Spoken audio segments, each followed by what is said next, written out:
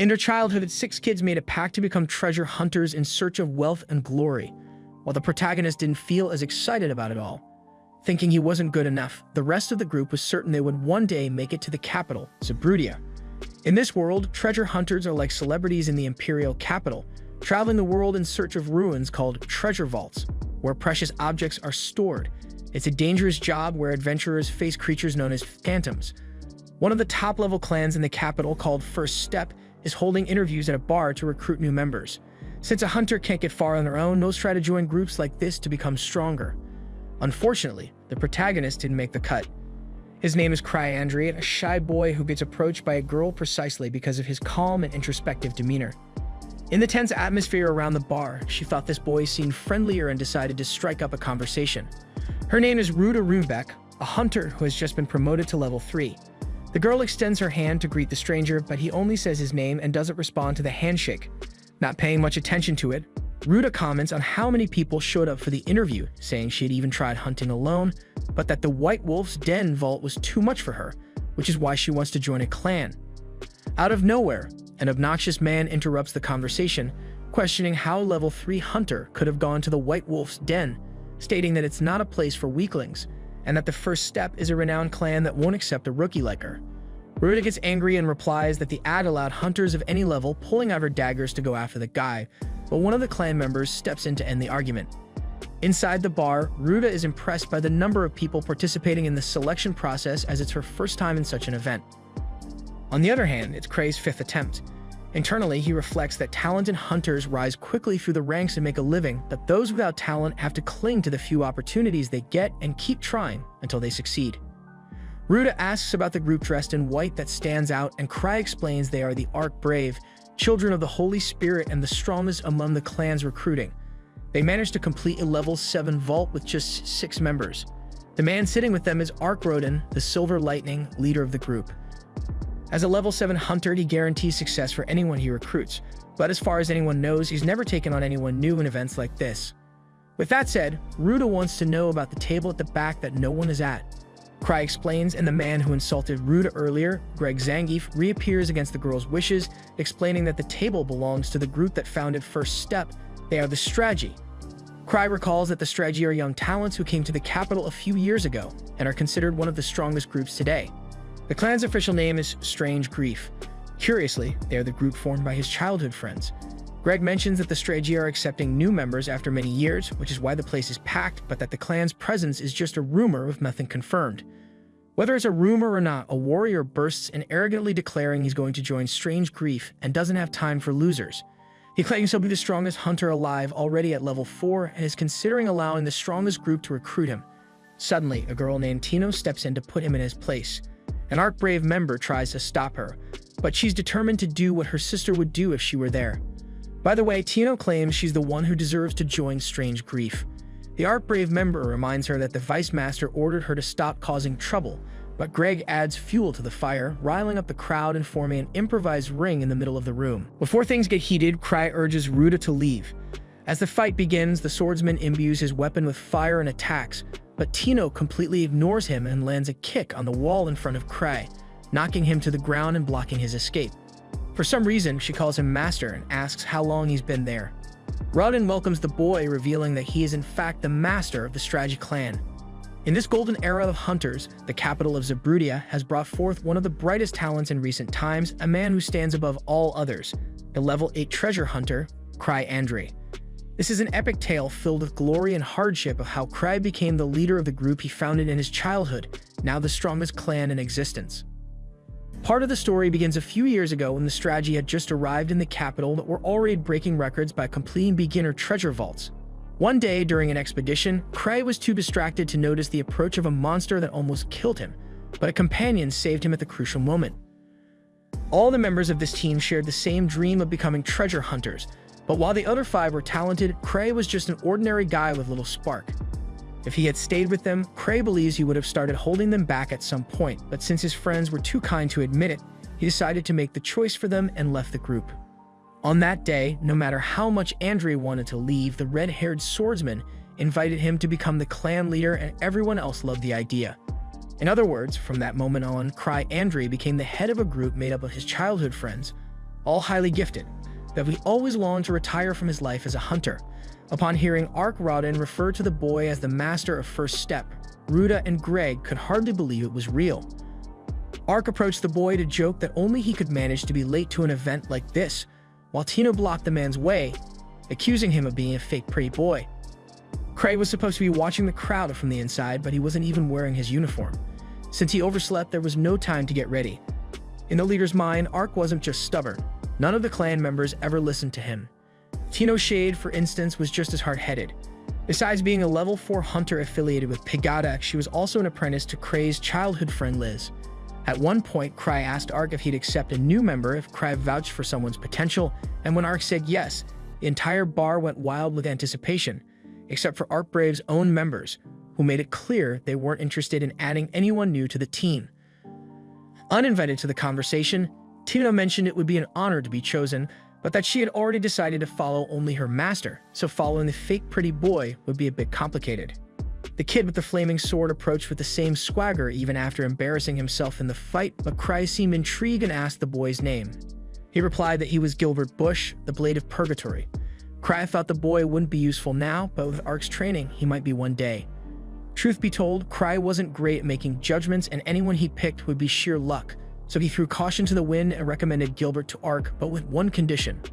With that said, Kray asked Gilbert what he thought was the most important thing for a hunter, but before waiting for a response, he answered himself. It's to never lose. If a hunter lacks strength, the rest of the group is put in danger, so the candidate must demonstrate the ability never to be defeated. And if you're thinking that's impossible, Kray Andre himself has never been defeated in his entire career, which is true, though he's never actually been in a fight, but that part he conveniently leaves out. In any case, Kray raised one of his rings and promised to recommend anyone to Ark Brave who could retrieve this treasure. With that, he threw the ring on the ground and Gilbert prepared to grab it. But Tino kicked the guy square in the face, causing him to drop the ring and nearly die from the force of the blow. Without delay, the entire bar erupted into a brawl over the ring, except for Ruta and Greg. Casually, Kray said his goodbyes to the pair, pulled up his hood, and calmly walked out as the bar descended into chaos behind him. The next day, Strategy's leader made the headlines following the recruitment debacle at Ark Brave. He asked his vice master, who was holding the newspaper, if any civilians had been hurt. Eva Renfie replied that no one had, but the Adventurers Association wanted to deal with the mess. Not in the mood for it, Kray asked if Ark Rodin had read the article. Eva said he had and laughed, so the leader instructed her to charge the full cost of repairing the bar to the Silver Lightning and have him handle the Adventurers Association. Hearing this, Eva complained that the leader relied too much on Ark, especially since the association had specifically asked Kray to go in person. Indeed, Kray knew that Lieutenant Gark wouldn't let this slide, so he decided to head there himself, but not without a disguise and an escort. He chose the reverse face to bring along a mask of alteration that allows its wearer to have any face they want. Eva thought no one would simply attack the leader at this hour, so the young man dropped the drama. A little while later, at the Adventurers Association, standing before Gark Welter, manager of the Zebrubia Adventurers Association, Kray Andre kneeled desperately, begging for forgiveness for all the damage caused, explaining that once the fight started, there was no turning back, but at least no civilians were harmed, which was the most important thing. After all, a ton of bricks is nothing, but a life is worth everything, and not one was lost. Besides, Kray was an old friend of the bar's owner, so the guy would forgive everyone. Lastly, completely out of context, the boy nervously admitted that he loved some ice cream. With that, as a form of punishment, Gark handed him a book filled with missions that were either too embarrassing, absurdly easy, or ridiculously hard. Because of these traits, hunters referred to this kind of work as paying a penance, and the boy had to choose one. Thus, Kray searched for an easy mission in the book to pass on to Ark and pick a level 3 rescue mission called Bone Collection. After he left, Gark and his companion commented that Strategy's leader hadn't changed a bit and probably didn't even realize he'd taken the most dangerous job. When Kray got home, he was so frustrated to find Ark wasn't around that he completely ignored Tino's attempts to show him that she had retrieved the challenge ring. After some persistence, the boy congratulated her for the accomplishment and asked if she was free. Tino excitedly said yes, but when she realized Kray was going to assign her a mission, she bolted. Seeing this, the leader summoned his wolf chain, which formed into Silver and sent the chain after Tino. In no time, Silver subdued the poor girl, and she confessed she only wanted to have ice cream with her leader, but now she'd have to go on a mission to rescue 5 people, even though she was only level 4. But she wouldn't be going alone because Cry had just recruited an improvised group with Gilbert, Ruta, and Greg to accompany Tino to the White Wolf's nest. Going back 6 years, the most powerful clan in the region, which didn't even have a name at the time, arrives at the Adventurers Association to register their group. Cray, as usual, tries to dissuade the teen from moving forward and doesn't even want to enter, but his companions aren't about to give up at this stage.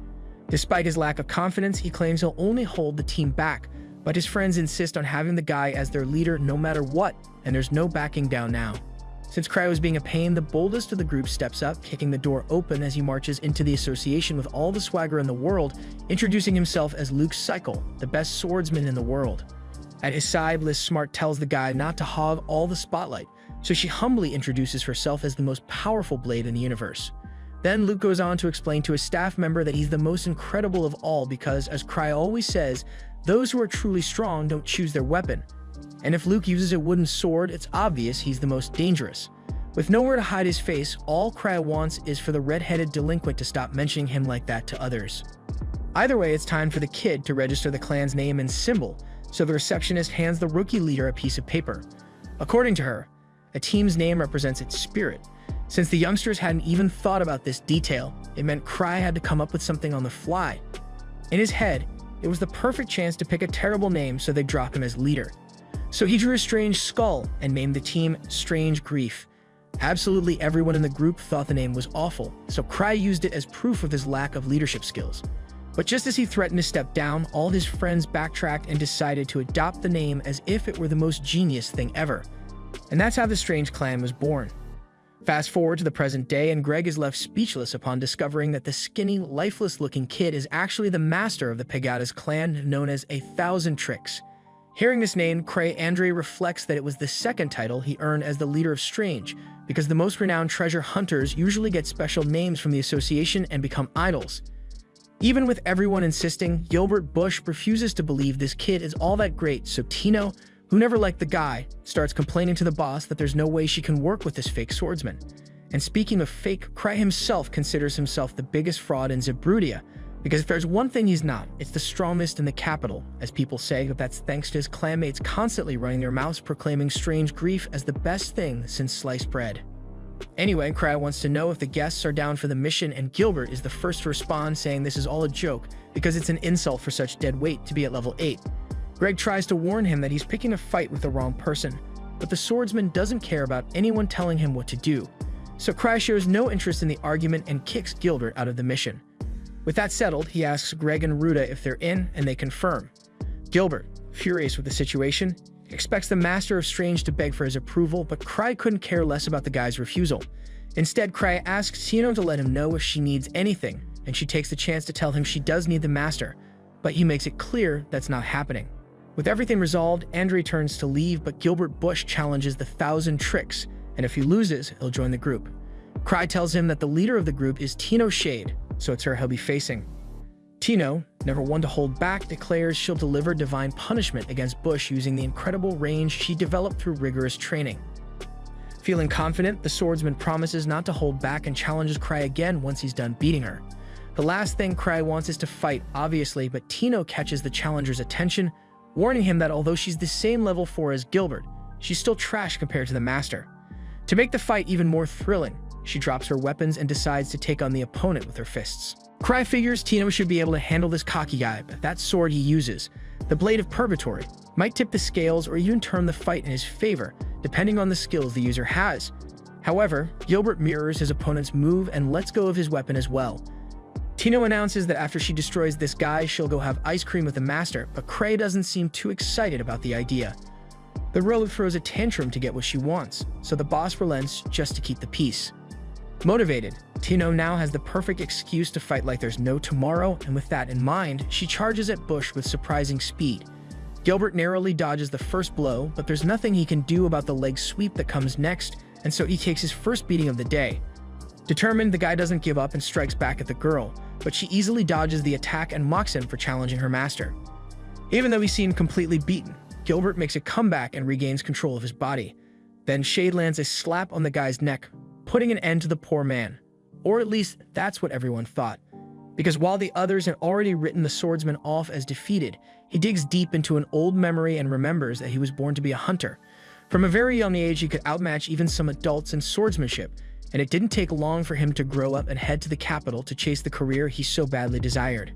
Soon enough, he had formed a group and sold off several treasure vaults, and this success gave him the feeling that he was invincible. Now, faced with the present situation, he snaps back to reality as his rival calls out to him. She tells him that he better use his sword if he wants any chance of surviving. Gilbert refuses, but she warns that pride means nothing when you're dead. Whether he likes it or not, the swordsman agrees, though the truth is he can't accept being weaker than his opponent. Cry steps in and tells Gilbert that they're quite similar. Just like Bush left his last group because of the strength gap between him and the others, Cry went through the same thing. But in Cray's case, no one was left behind, or rather, they didn't let him stay behind no matter how much he wanted to. But Cry leaves that unsaid. Hearing this, Gilbert is struck by the idea that Cray is benevolent even with the most feared clan in the capital. He starts to see the Thousand Tricks as some kind of entity. Meanwhile, Andri touches the defeated man's sword, identifies the elemental damage and enhanced attack range, and remarks that it's a simple but good weapon, so the swordsman should take care of it. Realizing that this man used his sword far better than he ever could, reaching a flame he'd never grasped despite having had the blade for years, Gilbert Bush yells that this is impossible and calls the leader of Strange a monster. Next, Cry Andri explains that mana material is considered the world's fundamental substance, but despite being everywhere, it can't be seen with the naked eye. Treasure vaults are a phenomenon where spiritual lines and other forces condense mana material, manifesting limited alternate worlds based on memories drawn from the core of the world. The rules governing this phenomenon are studied in many kingdoms, but they are still not fully understood. The White Wolf's Nest is one of those treasure vaults. It was originally inhabited by lupine monsters called Silver Moon, but they were hunted to extinction for their pelts. Afterward, the vault appeared along with a blood-stained ghost in the form of a wolf. After reading this in the newspaper, the young man gets a bit scared and points out that a treasure vault that's a vengeful reflection of history is a bit too much. Eva Renfield argues that it was Cray himself who put the group in this situation, but he assures her that his team has the level to overcome the challenge, since the vault is level 3 and they'll have 4 people, plus Tino is coming along.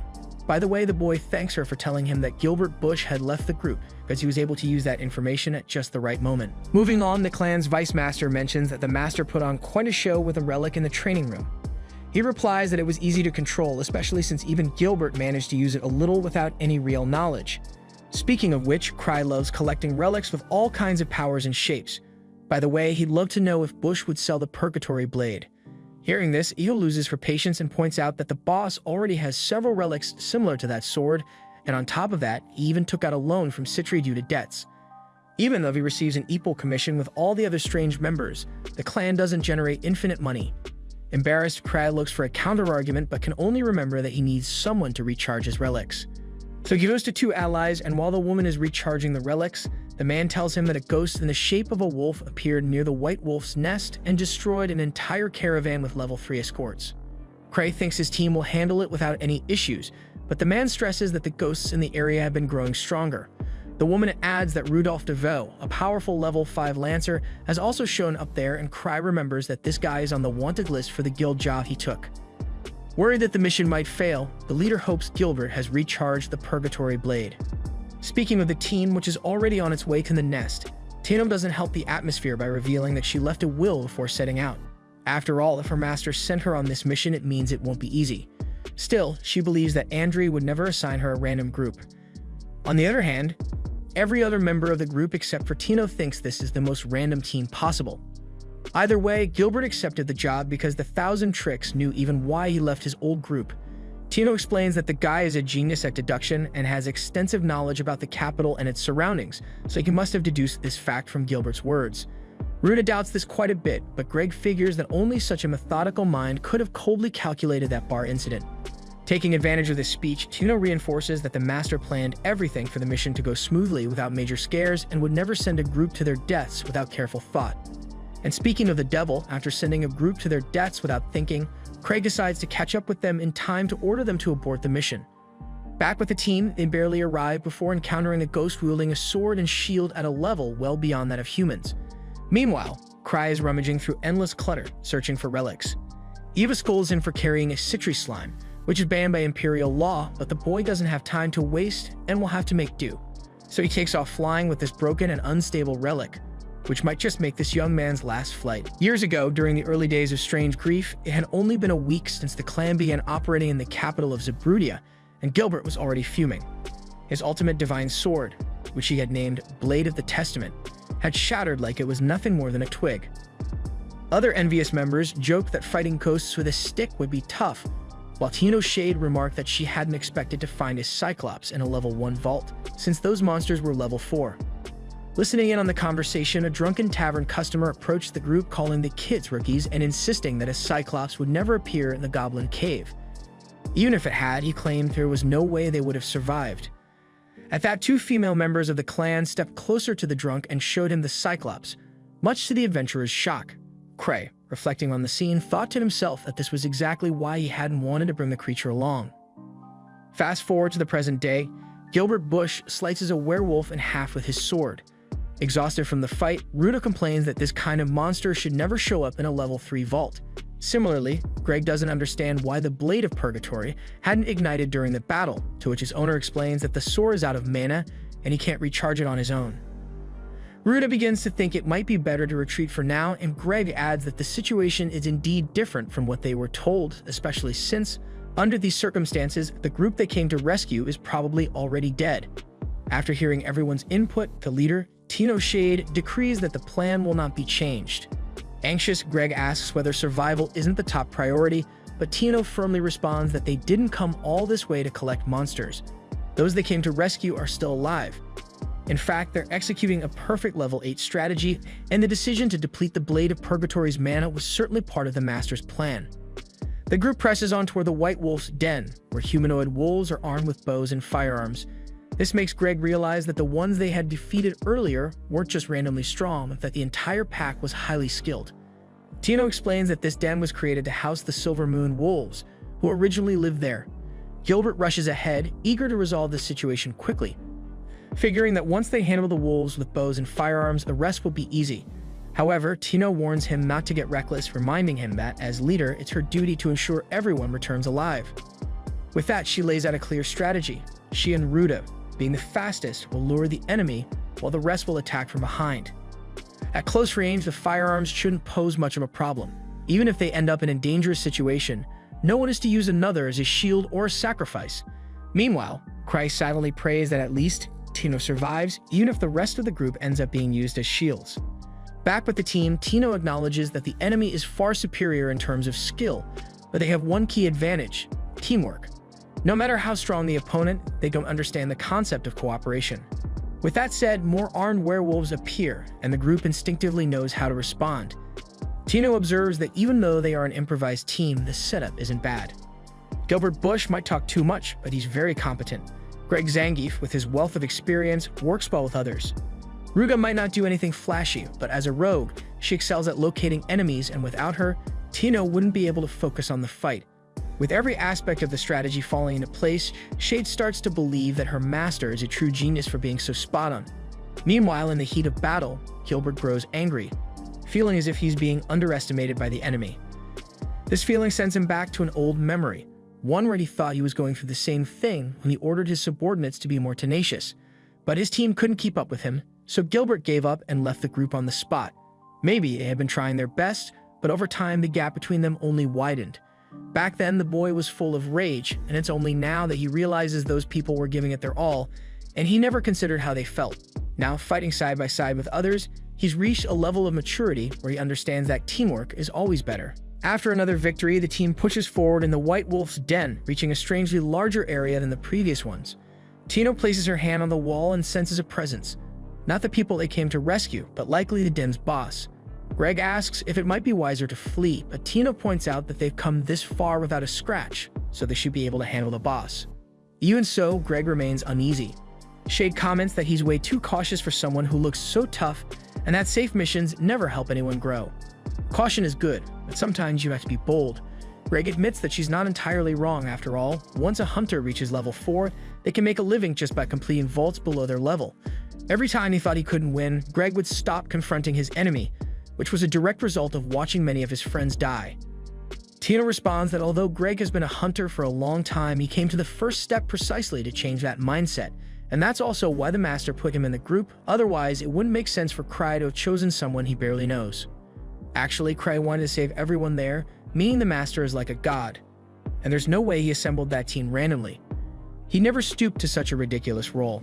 Everything he does is calculated and must align perfectly with his infallible plan, which is always executed surgically through complex strategies. In other words, Shade repeats once again that Cry Andri is a true god.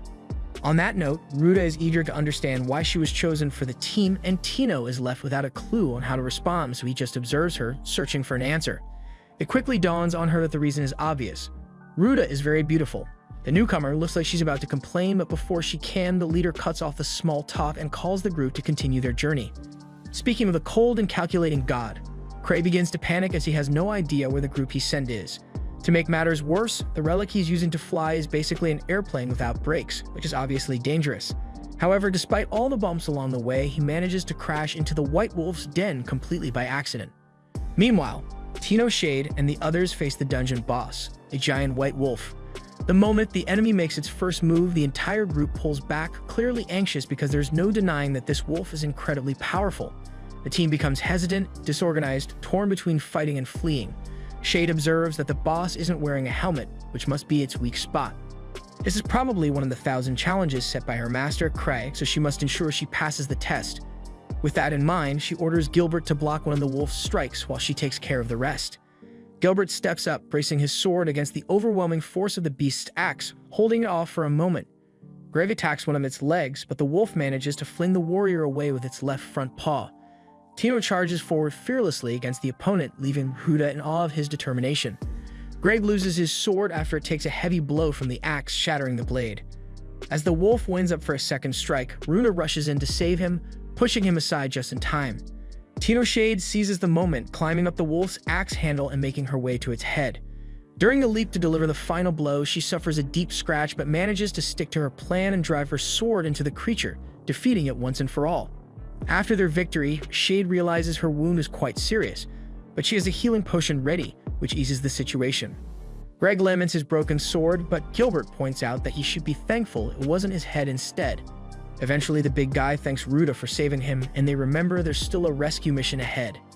Tino hands over her sword to Greg since he's now unarmed, but at that moment, a giant spear is hurled at the leader, barely missing her chest.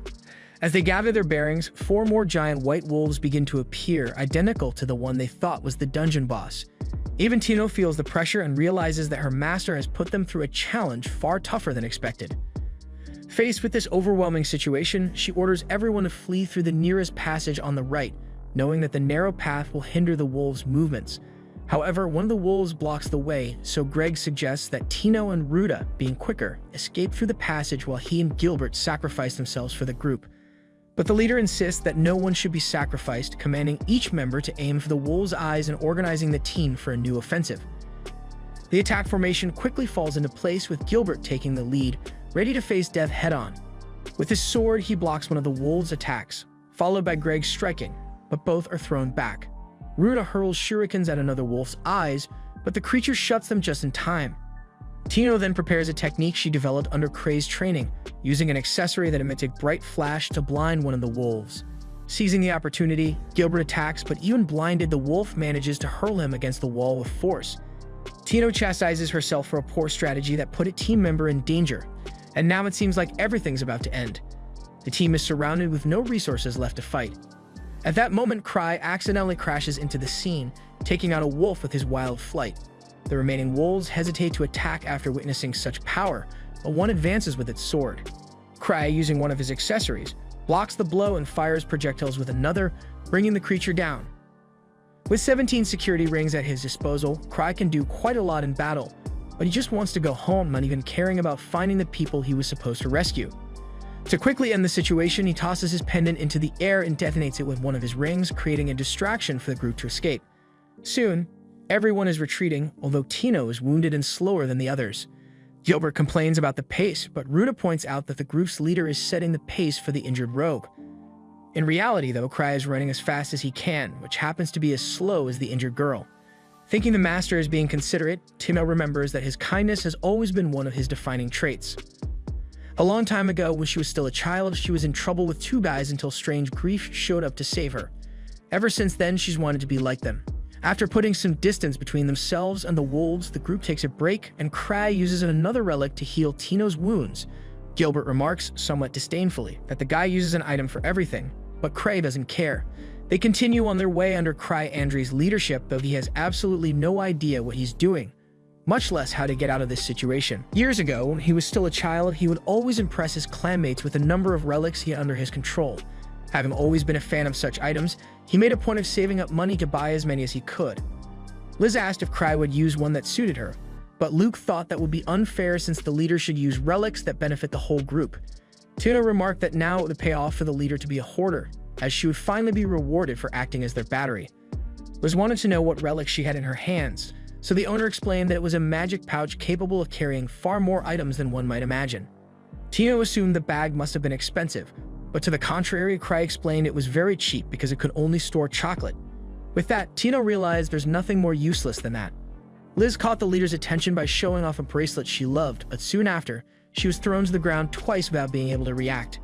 Embarrassed, Cry explained that it was a labyrinth ring, which messed with your sense of space once worn. Meanwhile, Luke's cycle found himself stuck to a sword, to which Cry revealed it was cursed. After that, Luke was overwhelmed by a mad desire to kill people. Fortunately, those dangerous relics were later turned into training tools for Luke and Liz. Fast forward to the present, Cray's current group was walking through the narrow corridors of the White Wolf's nest.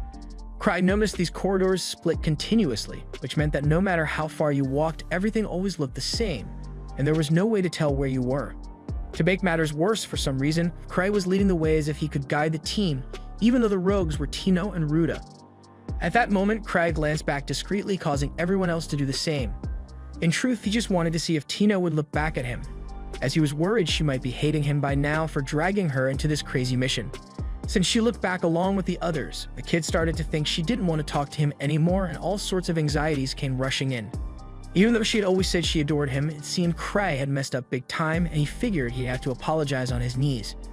Then Gilbert asked if they were heading toward the exit, prompting Cray to look back again, dragging everyone into the same motion. Internally, the leader reflected that of course they were heading for the exit, he just didn't know the way. Tino informed the swordsman that figuring out the master's plan was part of the training and revealed they had never been walking toward the exit. This time, even Cray was surprised, so she added that she had checked the map before they left and had some sense of the cave's pathways. As for the route they were on, no matter how much they insisted on it, they would never reach the exit that way. If they wanted out, they'd have to return to the boss chamber. Upon hearing this, Cray realized he had been screwing up, especially since he hadn't even known those giant wolves were the bosses. Now it was Ruda's turn to ask where they were headed, even though she understood it was part of the plan, but Cray remained silent as he had no clue what he was doing. In fact, he just wished everyone wouldn't act as if they depended on him. Either way, he continued walking in silence. Suddenly, after Cray took a turn ahead, the other members were captivated by what lay in the opposite direction, and Tino once again reiterated that everything her master did was for a reason. With that said, everyone ran in the opposite direction of where Cray had turned.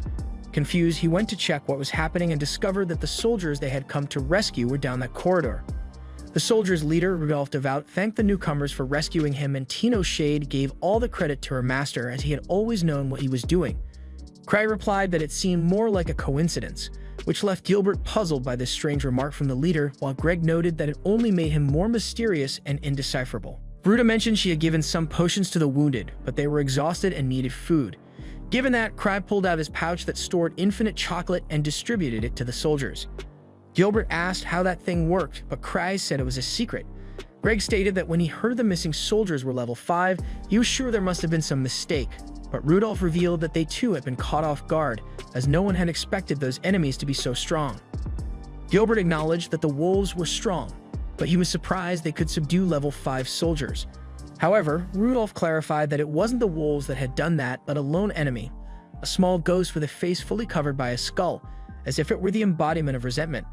That ghost was probably the manifestation of the Silver Moon's curse that lingered there, as after the humans exterminated the wolves, their hatred accumulated inside the vault and turned into that absurd power.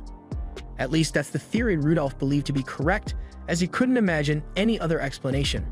He and his men had been confident, but that ghost seemed to be on the same level as the 1,000 Swords, the greatest swordsman in the capital, who had formal sword training with his sacred blade, a lunatic capable of defeating anyone with a wooden sword.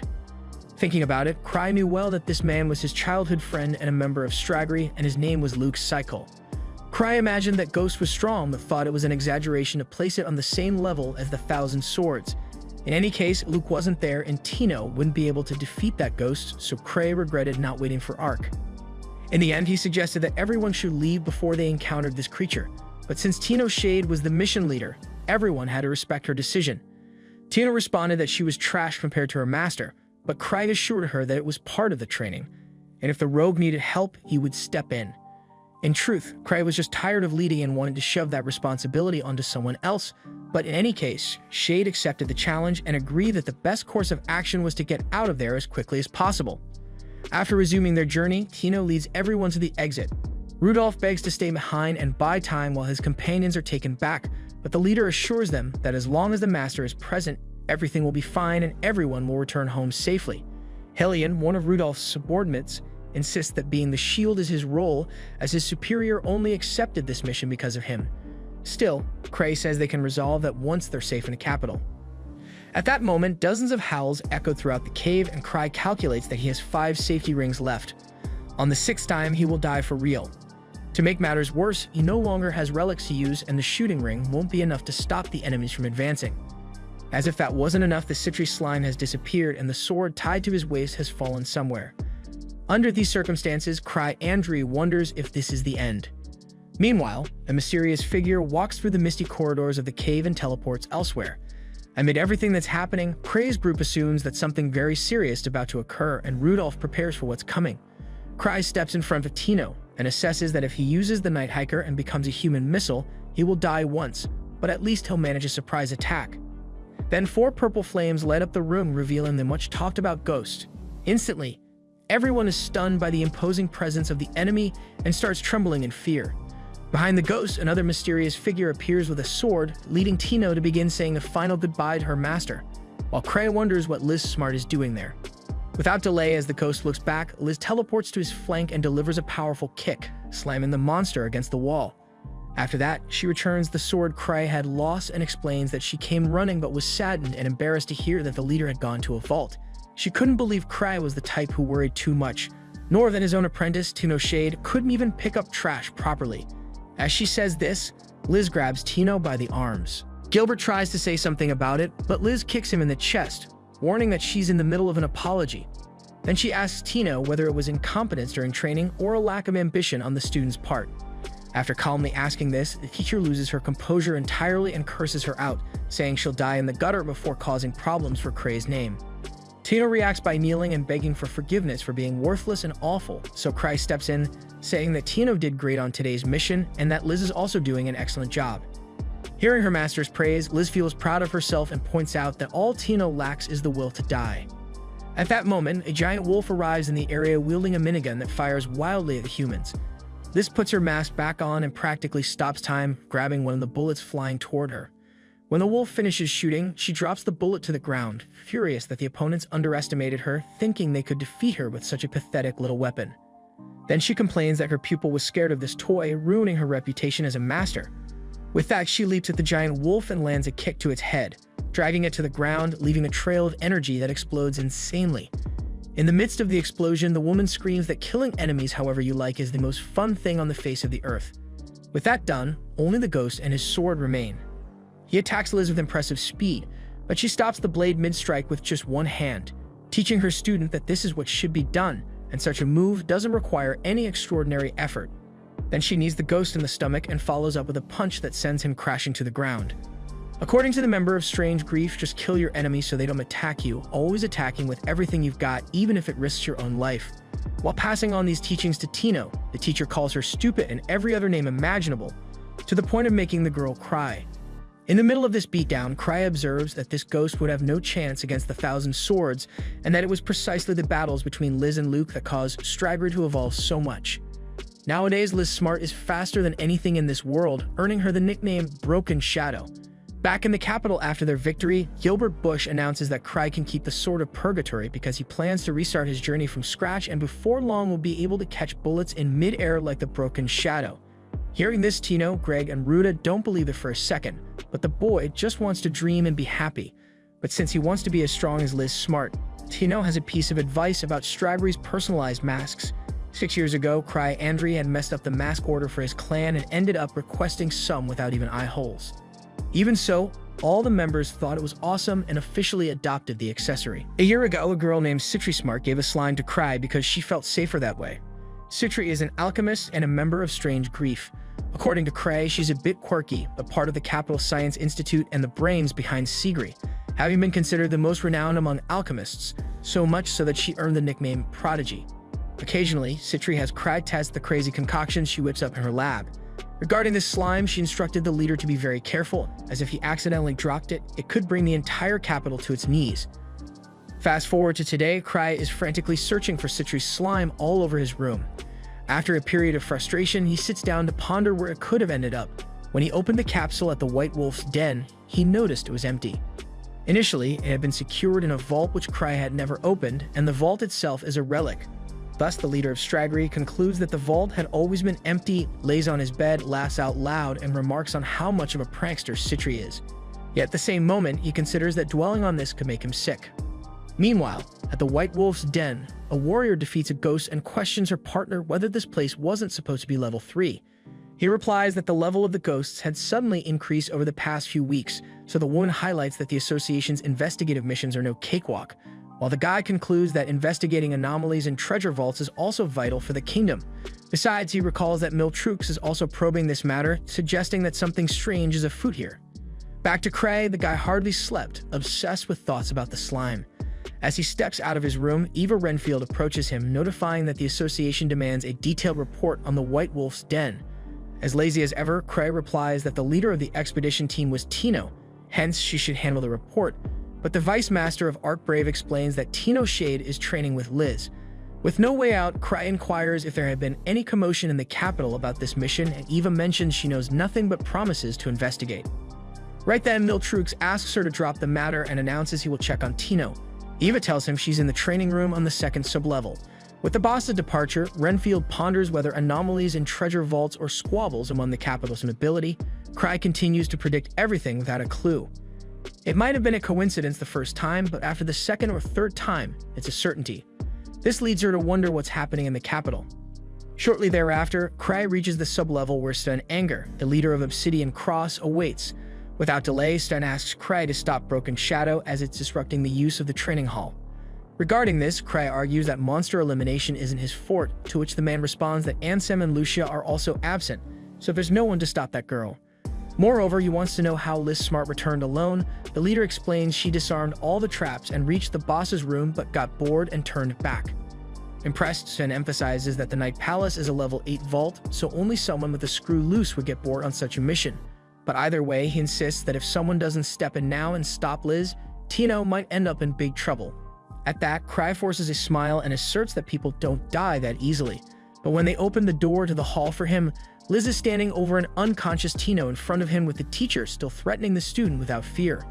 Furthermore, she raises her leg to finish the girl, considering that she won't rise as ordered, so Cry needs to stop the training before a tragedy occurs. Without patience, Liz Smart interrupts what she was planning and tells the leader she was just training Tino, and that this girl seems to have more talent than even her own tutor, yet she's still too weak. Honestly, Liz doesn't quite understand why, since she was much stronger than Shade at her age. Cry gets the teacher's passion but explains that the student has reached her limit apparently, so he asks for the training to be stopped for today. Disbelieving what she heard, Liz questions if she's being stopped as if it's the end of the world when suddenly Tino grabs her ankle and states she can still move. Cry asks why the girl is wearing a mask, while Liz celebrates her pupil's turnaround, saying now they can continue the training. Thus, Cry leaves the hall and informs the others that unfortunately, there's no stopping Liz when she's like this. Even though frustrated, Sven considers it good for everyone for Tino to get stronger. Changing the subject, he reports that they've locked the north route because several ghosts appeared. Soon, the two gather for tea, then Sten adds that there's an ongoing investigation, and it seems they caught the Night Order's group off guard. Regarding this matter, Cry heard that travelers were attacked by ghosts from the White Wolf's den, and imagines that's why Gark wanted to see him. Thinking about this, the boy regrets that Ark isn't there in a time like this, as the guy, besides being strong and intelligent, is much more trusted than Cry himself. The man is simply an exemplary leader and a fighter well above average, owing nothing to anyone. If Cry left everything in his hands, surely everything would go smoothly, But since that's not possible for now, the leader of Sigrid decides to do what he can to buy time. Watching the boss in reflection, Sven comments that he's as calm as ever, leading Cry to think it's because the problem isn't his. At that moment, he has the brilliant idea to send the Obsidian Cross to see Gark, hoping he might instruct the clan to handle the matter. Consequently, he asks the group members to visit the manager of the Adventurers Association and inform him that Cry won't be able to meet. With that said, Cray takes off after shedding another responsibility, prompting the second member of the Obsidian Cross to question their absolute leader's behavior, noting he always stays home while others go on missions. Sen replies that the kid is still new and doesn't understand how Cray's mind works. He's always been like this, but it's precisely this behavior that makes him the driving force behind Straggery and the Obsidian Cross. In fact, Sven Anger believes that Cry Andri is in some ways a monster and shouldn't be underestimated by appearances. At night, Gark is informed that there have been no changes in the energy lines near the White Wolf's nest, and his assistant adds that the amount of mana material hasn't changed either. The leader now needs to speak with Cry to find out what caused the anomaly in the treasure vault, but the Obsidian Cross has warned that he's too busy to show up. Nevertheless, Gark plans to see Andri tomorrow, confident he knows something. Meanwhile, in a mysterious laboratory, an older man known as the Master of Magicians comments he hadn't expected a high-level hunter to get involved in this situation. Other men wearing uniforms with the same symbol approach, and one comments that it's only a matter of time until the Adventurers Association discovers this place, so the old man responds that Miltrux cannot be underestimated. The other man adds that mere hunters wouldn't understand the work that the Great Master of Magicians, head of research for the capital's Akasha Tower division, is doing there. Regarding this project, the Master explains that this mechanism takes advantage of the immense power of the energy lines, and that storing it there is causing alterations in the treasure vaults. If this experiment progresses and proves the research chief's theory, they might even manage to create treasure vaults at will. Concerning this, the other group members express worries about having to abandon the laboratory and start all over. At the same time, they complain about Sophia taking a vacation at this crucial moment since she's in charge of the defense system. The Master explains that he granted the leave to his subordinate and contacted her using the Harmonic Stone. Therefore, Sophia Black will return soon. If she were already there, she would have resolved this deadlock. Back to Cray, he's having a nightmare where the capital is in flames and under attack by some creature. For this reason, he wonders if Citri's slime is that dangerous, but soon concludes it's not, as his dreams never become reality. Suddenly, Liz wakes up next to him to his surprise, although it's not the first time the meddlesome girl has sneaked into his bed at night. Besides, the girl just invited the boss to do something today. Shortly after, as Cray comes down from the room, he runs into Gark, but Liz immediately warns that he's busy today. Taking advantage of the presence of the Broken Shadow, the manager of the association demands the report she was supposed to make about the Night Palace, but the girl retorts that the association piles everything on Cray. Not wanting her meeting with the boss to be spoiled, she kicks the manager in the face, but he defends skillfully and warns that even a nice guy like him has his limits. With that, the two engage in a brawl, so Cray takes the opportunity to invite Kana for tea. Joining the manager's assistant, he accidentally reveals that there's something going on beyond the problem with the White Wolf's nest, but before he can explain what it is, he lies that he can't reveal anything yet for fear someone outside might overhear. In truth, the guy knows he must have released an extremely dangerous slime in the capital, but he can't admit it to anyone. Anyway, considering he's always as busy as ever, the leader of Straggery warns that he won't have time to solve this mess, but Ark is the right man for the job. Meanwhile, the hall is turning to ruins because of the fight between Liz and Gark. At every turn, the Broken Shadow taunts the manager for being out of shape and seems to be in control of the situation.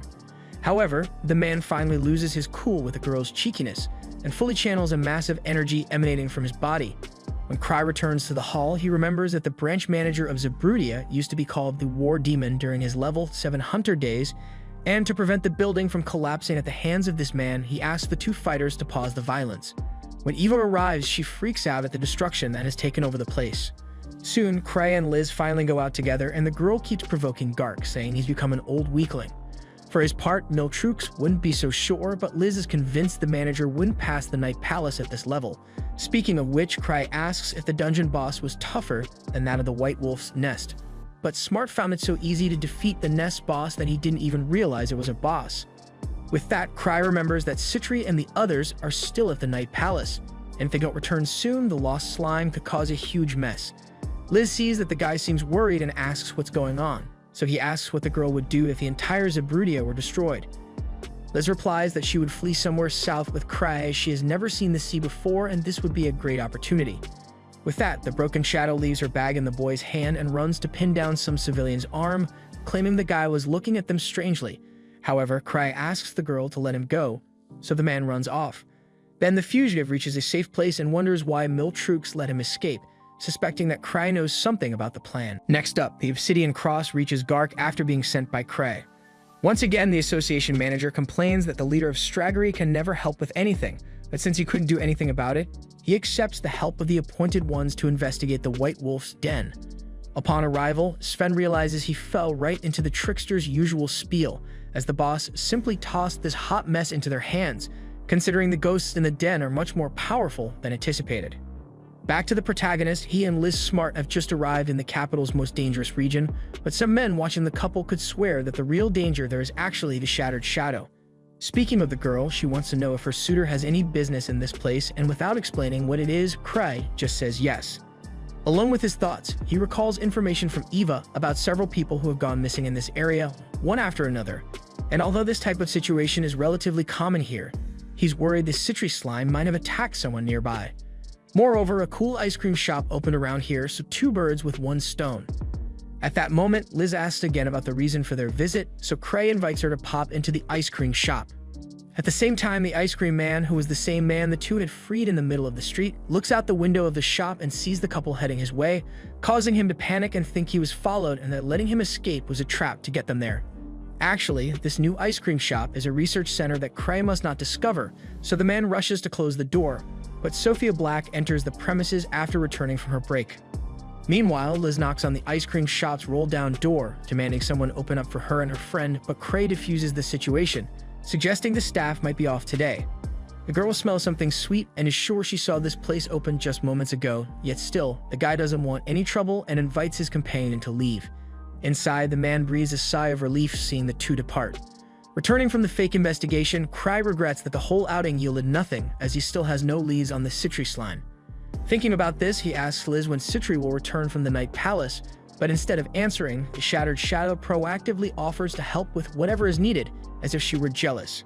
Cry insists he needs someone knowledgeable about magical organisms, so the girl gives up and informs him that Citry took various types of equipment, so it might take a while to finish the job. Given the facts, all Cry can do is sit and wait, although his anxiety for a resolution is growing stronger. Soon after, Eva enters the boss's office and reports that they have selected the members who will assist the association with the investigation of the White Wolf's den. As Ark is not available for work, the Obsidian Cross has already presented themselves. Tired of this matter, Cry leaves everything in the hands of his assistant and makes it clear he doesn't want to know anymore, but Eva adds that the investigation team will depart tomorrow and they will also send a relic research specialist, so the investigation will be thorough. Hearing this, Cray realizes this case has turned into a huge ordeal, so he sends a member of the Footprints for the expedition, a decision that Liz is keen to endorse. Meanwhile, the Master of Magicians is informed that Cray has discovered their installation on the outskirts, and this information catches everyone off guard as they thought the ice cream shop was the perfect disguise. At this, one of the organization members questions how they should act since they don't even know what the trickster truly wants. Then Sophia responds that they must fight, leaving all present terrified as Cry Andri is a level 8 adventurer, and there's no chance of winning, yet the girl completely disagrees. By the way, she emphasizes that the Tower of Acacia is in search of the truth and that the law should not approve their approach, but they need not retreat in the face of any enemy, whoever it may be. Although the trickster is surrounded by high-level hunters, this is the perfect opportunity to test the defense system she built. If they can eliminate all enemies, the organization's information will no longer spread. About this, the Master of Magicians notes that the trickster has already sniffed them out, so there's no chance of coming out of this unscathed, thus he gives Sophia Black carte blanche to act as she pleases. In the meantime, Tianov has just turned off the shower and notices that his body is without any marks, meaning Liz must have doused the student in potions and thrown her into bed after she fainted. In the end, the girl feels relieved to have survived. After dressing, Shade steps out onto the street and is puzzled by the number of carriages in front of the Adventurers Association, so she goes there to find out what's happening. Once inside, a colleague informs that they are heading to the White Wolf's den in collaboration with the association, although the initial plan had been to send Ark. According to the man, sending a level 7 hunter from the capital to a level 3 vault seems like a joke, but be that as it may, the Ark Brave clan is not available. Tinho wants to know if the substitutes are up to the task, but the man can't say. He adds that the Obsidian Cross went ahead, but they are not powerful enough to replace Ark. Only Straggery could. With this, Shade imagines that the level of the White Wolf's den has risen quite a bit since she and her group left there. Suddenly, Cry appears on the second floor and is surprised by all the movement inside the building, thinking it was some kind of party. Eva tells him that this was exactly what they were discussing yesterday, and as Cry requested Ark, she tried to assemble a group that comes close in strength to him. Thinking about it, Cry knows that putting everything on Ark's shoulders has always been the best path, but once the guy isn't available, he'll have to figure something out, but sending so many people to the expedition will definitely cost an arm and a leg. With that in mind, he argues that the members are all elite, so sending half should be more than enough. Upon hearing this, the hunters start to grow terrified of being sent on a job that only Ark Rodin and his crew would be capable of handling, especially since the leader of Strange Grief wants to cut the force in half. At this moment, Eva asks for Calm to announce that Cry would like to say a few words.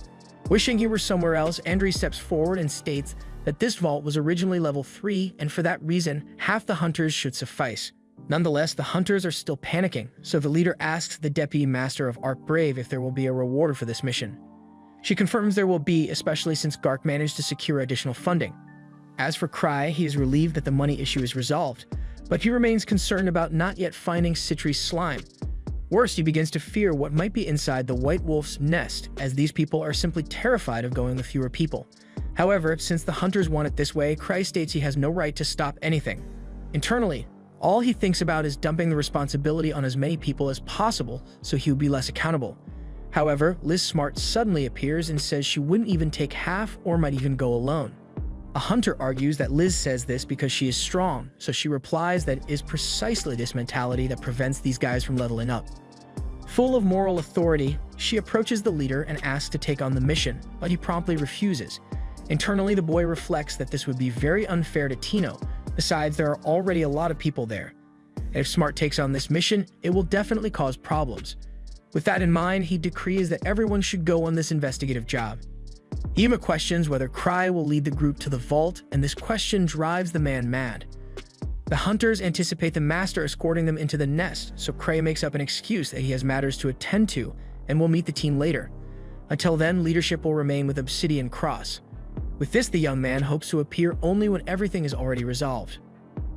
Returning to the nest, Obsidian Cross finds nothing unusual there except that the level of the ghosts rises as they advance. As for the leader of Straggery, he has to listen to Liz Smart's tantrums as she wants to join the expedition by any means. To delude the poor girl, he pretends he needs her for other things around there. Afterwards, he warns one of the leaders of the contingent to be wary of any strange slime that appears in the White Wolf's nest. Meanwhile, Master Magus learns that the hunters are heading in force to the nest, so he announces the institution's latest discovery, the mana agitation device. According to Sophia, this defense system is even ready to face Strange Grief if necessary, although only 3 members of that clan are present: Cry Andre, the Thousand Tricks, Liz Smart, the Broken Shadow, and Citri Smart, the Prodigy Alchemist. Being prepared against physical attacks, dealing with the Broken Shadow will be easy. Besides, the Thousand Tricks is the brains of the group but weakens too much without members to command. Lastly, Citri, who is Sophia's archenemy, will also face serious problems against this defense system as an alchemist who follows the law is unable to defeat it. Finally, Magus grants leadership to Sophia Black to defeat Strange Grief. In the midst of this, Sven receives instructions to leave the nest with Obsidian Cross and the other hunters involved in the investigation, so he orders Henrik to blow the emergency whistle. Once outside, the outside hunters complain that they were pulled out of the cave even though nothing was out of the ordinary, and that they should be wary of a slime according to the information. The chief of these hunters finds it ridiculous that Sven trusts more in a man who does nothing in the city instead of concrete evidence they could personally find in the nest. At that moment, Sven loses his patience and explains that they only use the whistle out of kindness, for if it were Straggery in their place, they would not have used it because Cry would say there's no problem. Liz and Luke are not interested in weak people, and Citri would send the guys on purpose to study their bodies afterwards. Nevertheless, Sven emphasizes that everyone from Obsidian Cross are also healers, and it goes against their style to abandon people to die.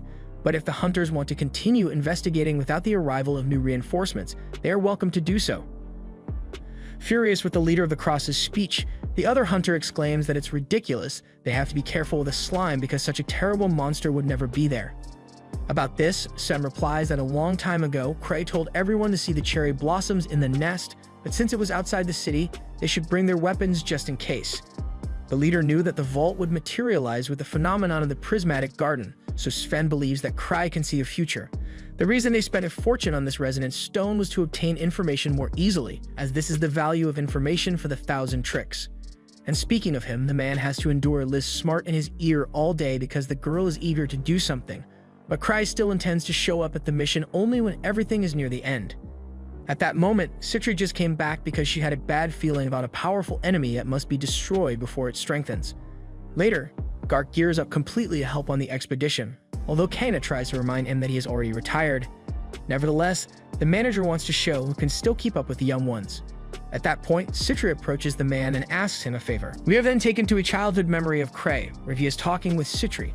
The girl thinks she should take responsibility for something in the group that no one values much, because she doesn't feel strong enough to be on the front lines.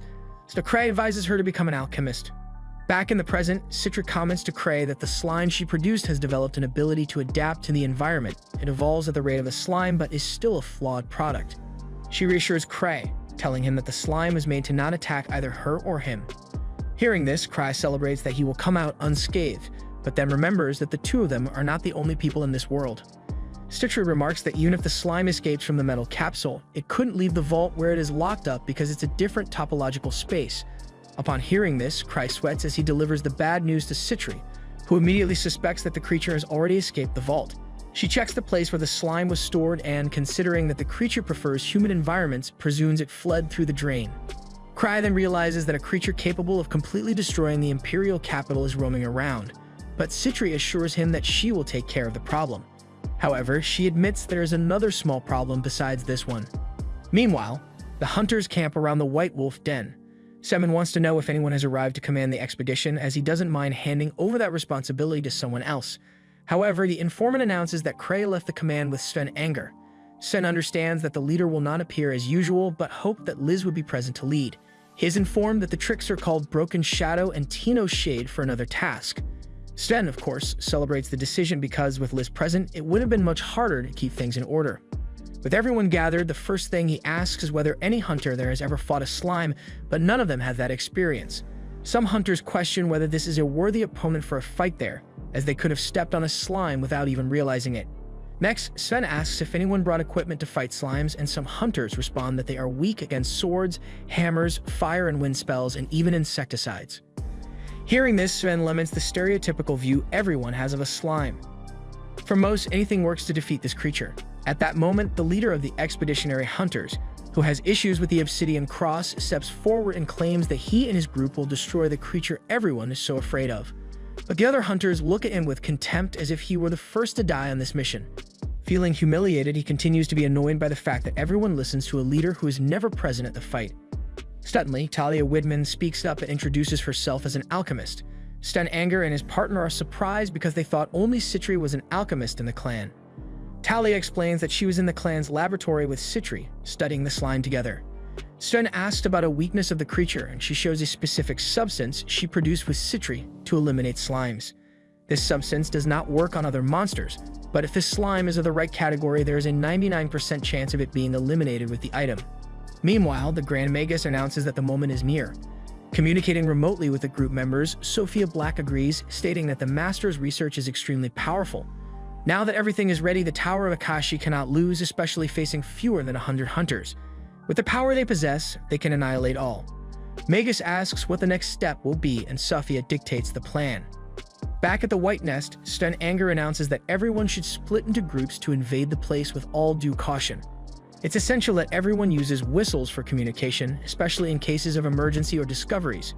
The hunters, who are not assigned to suppression, will stay as rescue personnel, always alert on the outside. With everything decided, Sven boosts the morale in the battalion, encouraging everyone to show the Master that a mission like this can be conquered easily. Hours later, the leaders meet to discuss the advances, but all they found in the cave were warrior wolves, and far fewer than expected, along with ghostly abnormalities that were reported. Faced with the facts, the leaders begin to question if Cry Andri's vision was mistaken. At that moment, the leader of the rebel group states that if the bosses have no more useless instructions to give, it seems that this expedition has already ended. Sten responds that any complaints will be heard only later, and since these men returned from the inside, they should keep quiet. Nervous, the rebel again mocks the attention that the Obsidian Cross and the Trickster give to Cry, considering that he never shows up in situations like this. After the rebel leaves, Henrik comments that he knows little about Cry but trusts Sten. Then the rebel goes to pee in the forest, still grumbling about the lack of will of the obsidian cross and the trickster. According to him, if Ark Roden had given this information about the slime, maybe it would be true, but a boy sitting all day in the imperial capital, claiming to know what will happen in the future, is too much for him. Seconds later, he hears a sinister howl coming from the woods and imagines it to be a warrior wolf. But as he approaches the sound, he realizes it's something very different. Nearby, the Acacia Tower manipulates a gigantic wolf they plan to use against the Strange Grief expedition. One of the Acacia members questions if this wolf will be enough against 100 hunters, while the other mocks the fact that Sophia is obsessed with experiments. He doesn't understand why she is the master's favorite, since she doesn't even know how to use magic properly. After all, the wolf is being controlled by a forced enchantment using mana material. At that moment, they were preparing a giant needle to inject into the monster, but the hunter lunged at the Acacians and knocked down the first one. The second reacted with fire magic, but the hunter defended himself with his shield and took him down too. Although he blocked the flames, the hunter's hand was burned, so he punched the Acacian's face with all his rage. The mage asked if this was part of Miltruk's plan, but the hunter informed him that Kraya wasn't there, so it was his own idea. Meanwhile, another Acacian retrieved the substance and injected it into the wolf, causing a sinister reaction in the creature. According to one of the sorcerers, the wolf's body was being terribly demonized and was seeking a high concentration of mana materials. The wolf's howl could be heard from the camp, and Sven ordered everyone to leave the nest and go to maximum alert. Soon, a first group, including the Obsidian Cross, was sent into the forest to investigate the situation. Sven inquired about Gain's whereabouts but was told he hadn't returned yet, leaving everyone anxious. However, Gain appeared, missing an arm and screaming that Miltrux was right because there was a slime in the forest. With that, the demonized wolf appeared, displaying a gigantic and monstrous form. Surprised, Talia claimed she had never seen a slime of that kind, while Sven ordered that the monster be detained. With a magical arrow, he caused an explosion upon hitting the target, but the slime proved to be a tough opponent to stop. Then the mages gathered to cast spells against it, but nothing seemed effective. Sven ordered Henrik to assist Gain, and the boy went to the hunter to heal his arm. Gain reported that some weirdos in the forest had injected something into the warrior wolf, turning it into a slime. Soon, the monster appeared before the group, forcing Sven Anger to step forward to face the giant, wondering what kind of slime it was. With a series of explosive arrows, a leader of the cross hit the slime numerous times, but as expected, the target remained unscathed on the battlefield. Facing this, Anger began to think that this creature was invincible because neither magical nor physical attacks affected it. A soldier approached the commander in search of orders, and the leader warned that they couldn't retreat until the last minute, as they couldn't let an enemy of this size roam freely. Meanwhile, the slime finally reached the group of hunters and made its first victims, leading Sven to order that no one let the opponent get close. Then he asked Talia for the special anti-slime substance, explaining that merely touching the liquid should cause the slime to self-destruct. Without delay, Sven drew the giant's attention so it would follow him. Against all odds, the wolf leaped towards him with much greater speed than it had shown before. With no chance to escape, Anger planted the substance in the ground and drew another leap from the wolf. With that, the wolf fell on the flask and began a self-destruction process, but the effect mysteriously ceased, and the beast remained alive. Frustrated, Sven Anger yelled that this monster was not a slime and called Cry an idiot. A soldier beside him recalled that Cry had said it would be a creature similar to a slime, but not exactly a monster of that species. Faced with this confusion, the leader of the Obsidian Cross would love to know how many times Andre would get them into such scrapes. Suddenly, Citri appeared on the scene and informed them that it was a magical barrier. Sten questioned what the alchemist was doing there, so she explained that Cray had begun to suspect that this mission might be a bit more dangerous than he had imagined. At the time, she had asked to take command of the expedition. Now, Citra reported that a huge amount of magical power was flowing through the surface of the wolf's body, forming a powerful force field that repelled arrows and spells. With that, she planned to replace the melted body of the monster with mana material. In the end, she concluded that the experiment was a complete failure. Either way, it was time to solve the problem. So the girl threw a metallic cylinder at the wolf and ordered Sven to shoot an arrow at the object. With the explosion, the immediate reaction destroyed the beast. Sven asked what the alchemist had thrown, and she explained it was anti-min ammo. Subsequently, Gark appeared in the forest with his war gear, and Citri explained that he had given her a ride there. Confused, Sven wanted to know what the hell was going on. Then she revealed, once and for all, that she had an idea who was behind all this. Meanwhile, at the Acacia Tower, Magus found out that the alchemist whom Sophia had mentioned had easily knocked down the demonized ghost. Later, the strange grief gathered to discuss the situation as Citri Smart had just told them about the supposed involvement of the Acacia, who were researching a way to manipulate treasure vaults. Noctis Cochlear, known as Master Magus, was leading this group of criminals to develop an underground device so the Seagree must interrogate the mage captured by Gain in the forest. Although Citri only had anti-manametal, she believed there was a way to win this battle, but for that, she would need the strength and cooperation of everyone, as she herself did not have that strength. After the meeting, Henrik commented to Sven that the alchemist seemed very capable and honest, as she had confessed to being weak.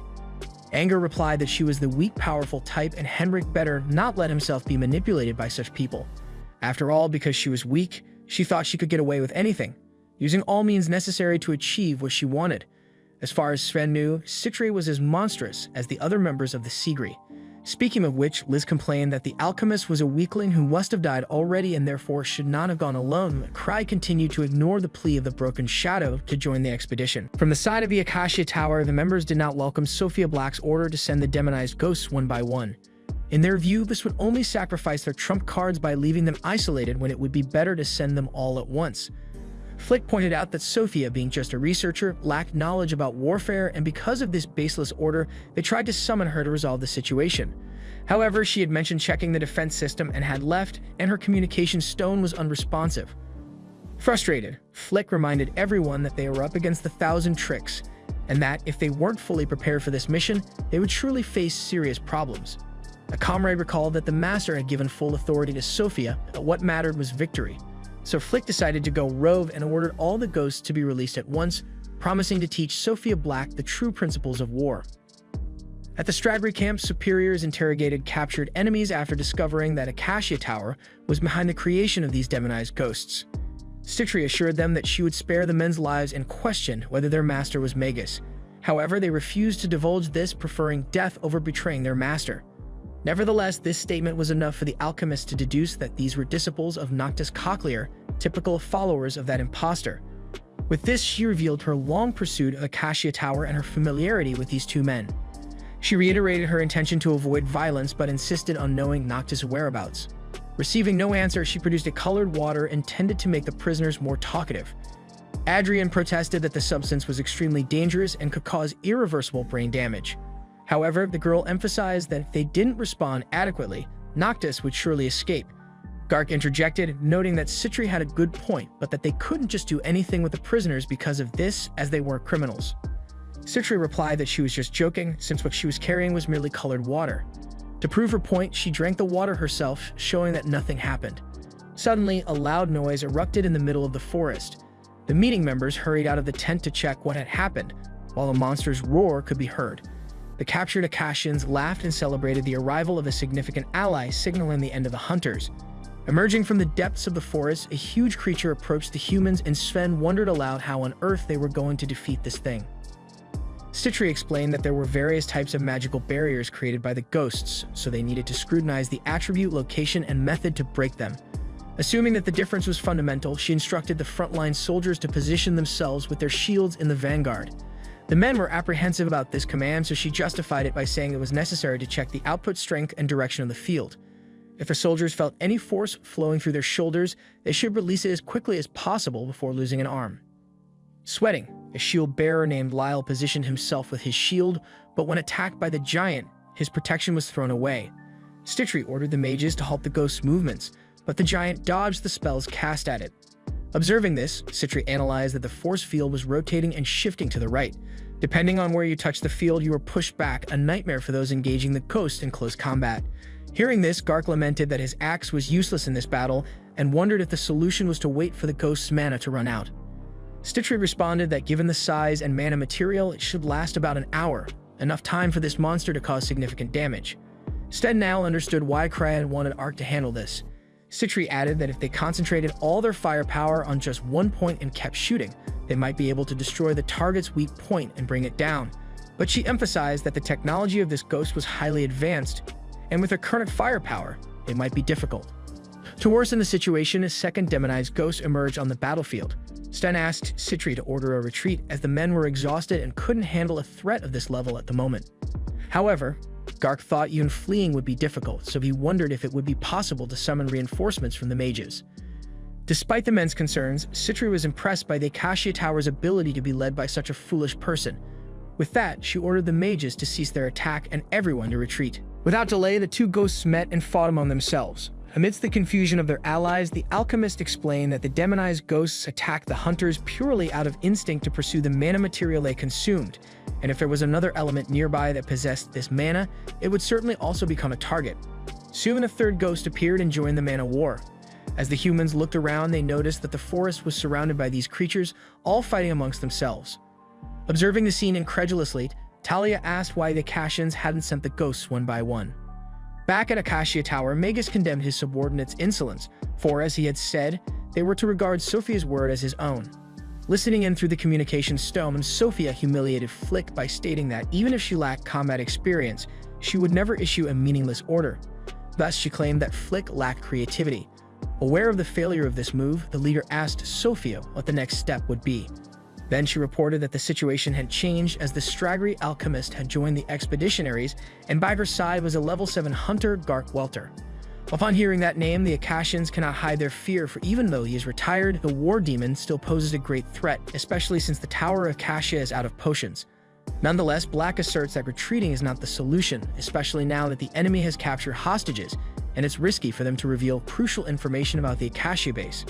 Should that happen, Acacia would have to send all its forces to the base, and they might begin by releasing the Malice Devourers to lure the enemies into formation and play their trump card to win the game. If they eliminate everyone, there will be no information leak. Noctis points out that the Malice Devourers are still in training, so someone will need to command them. Therefore, Black announces that it's Flick's time to shine and places the monsters under his command. Faced with the challenge, Flick seems apprehensive but swallows his difficulties and assures that he will do a great job, especially after the last embarrassment he caused. At the Stragri camp, Talia regards Citri Smart as a rare example among hunters, worthy of her nickname Prodigy. Endowed with immense talent and intelligence, Citri is not just a genius but also strives to always approach the truth, regardless of the danger ahead. Citri has always done everything she can within the bounds of the law, and Talia admits she envies her colleague's extreme intelligence, always feeling she could never match her. Sten catches Talia mid-reflection and expresses his frustration that the anti-slime substance didn't work while complaining that Kreia never says what really matters in these missions. He mentioned the enemy was something like a slime, which it wasn't even.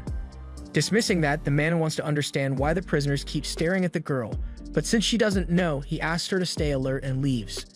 Meanwhile, Gark joins Citri with something to drink and asks her not to overexert herself in this investigation, as the association won't be able to handle the Tower of Acacia alone.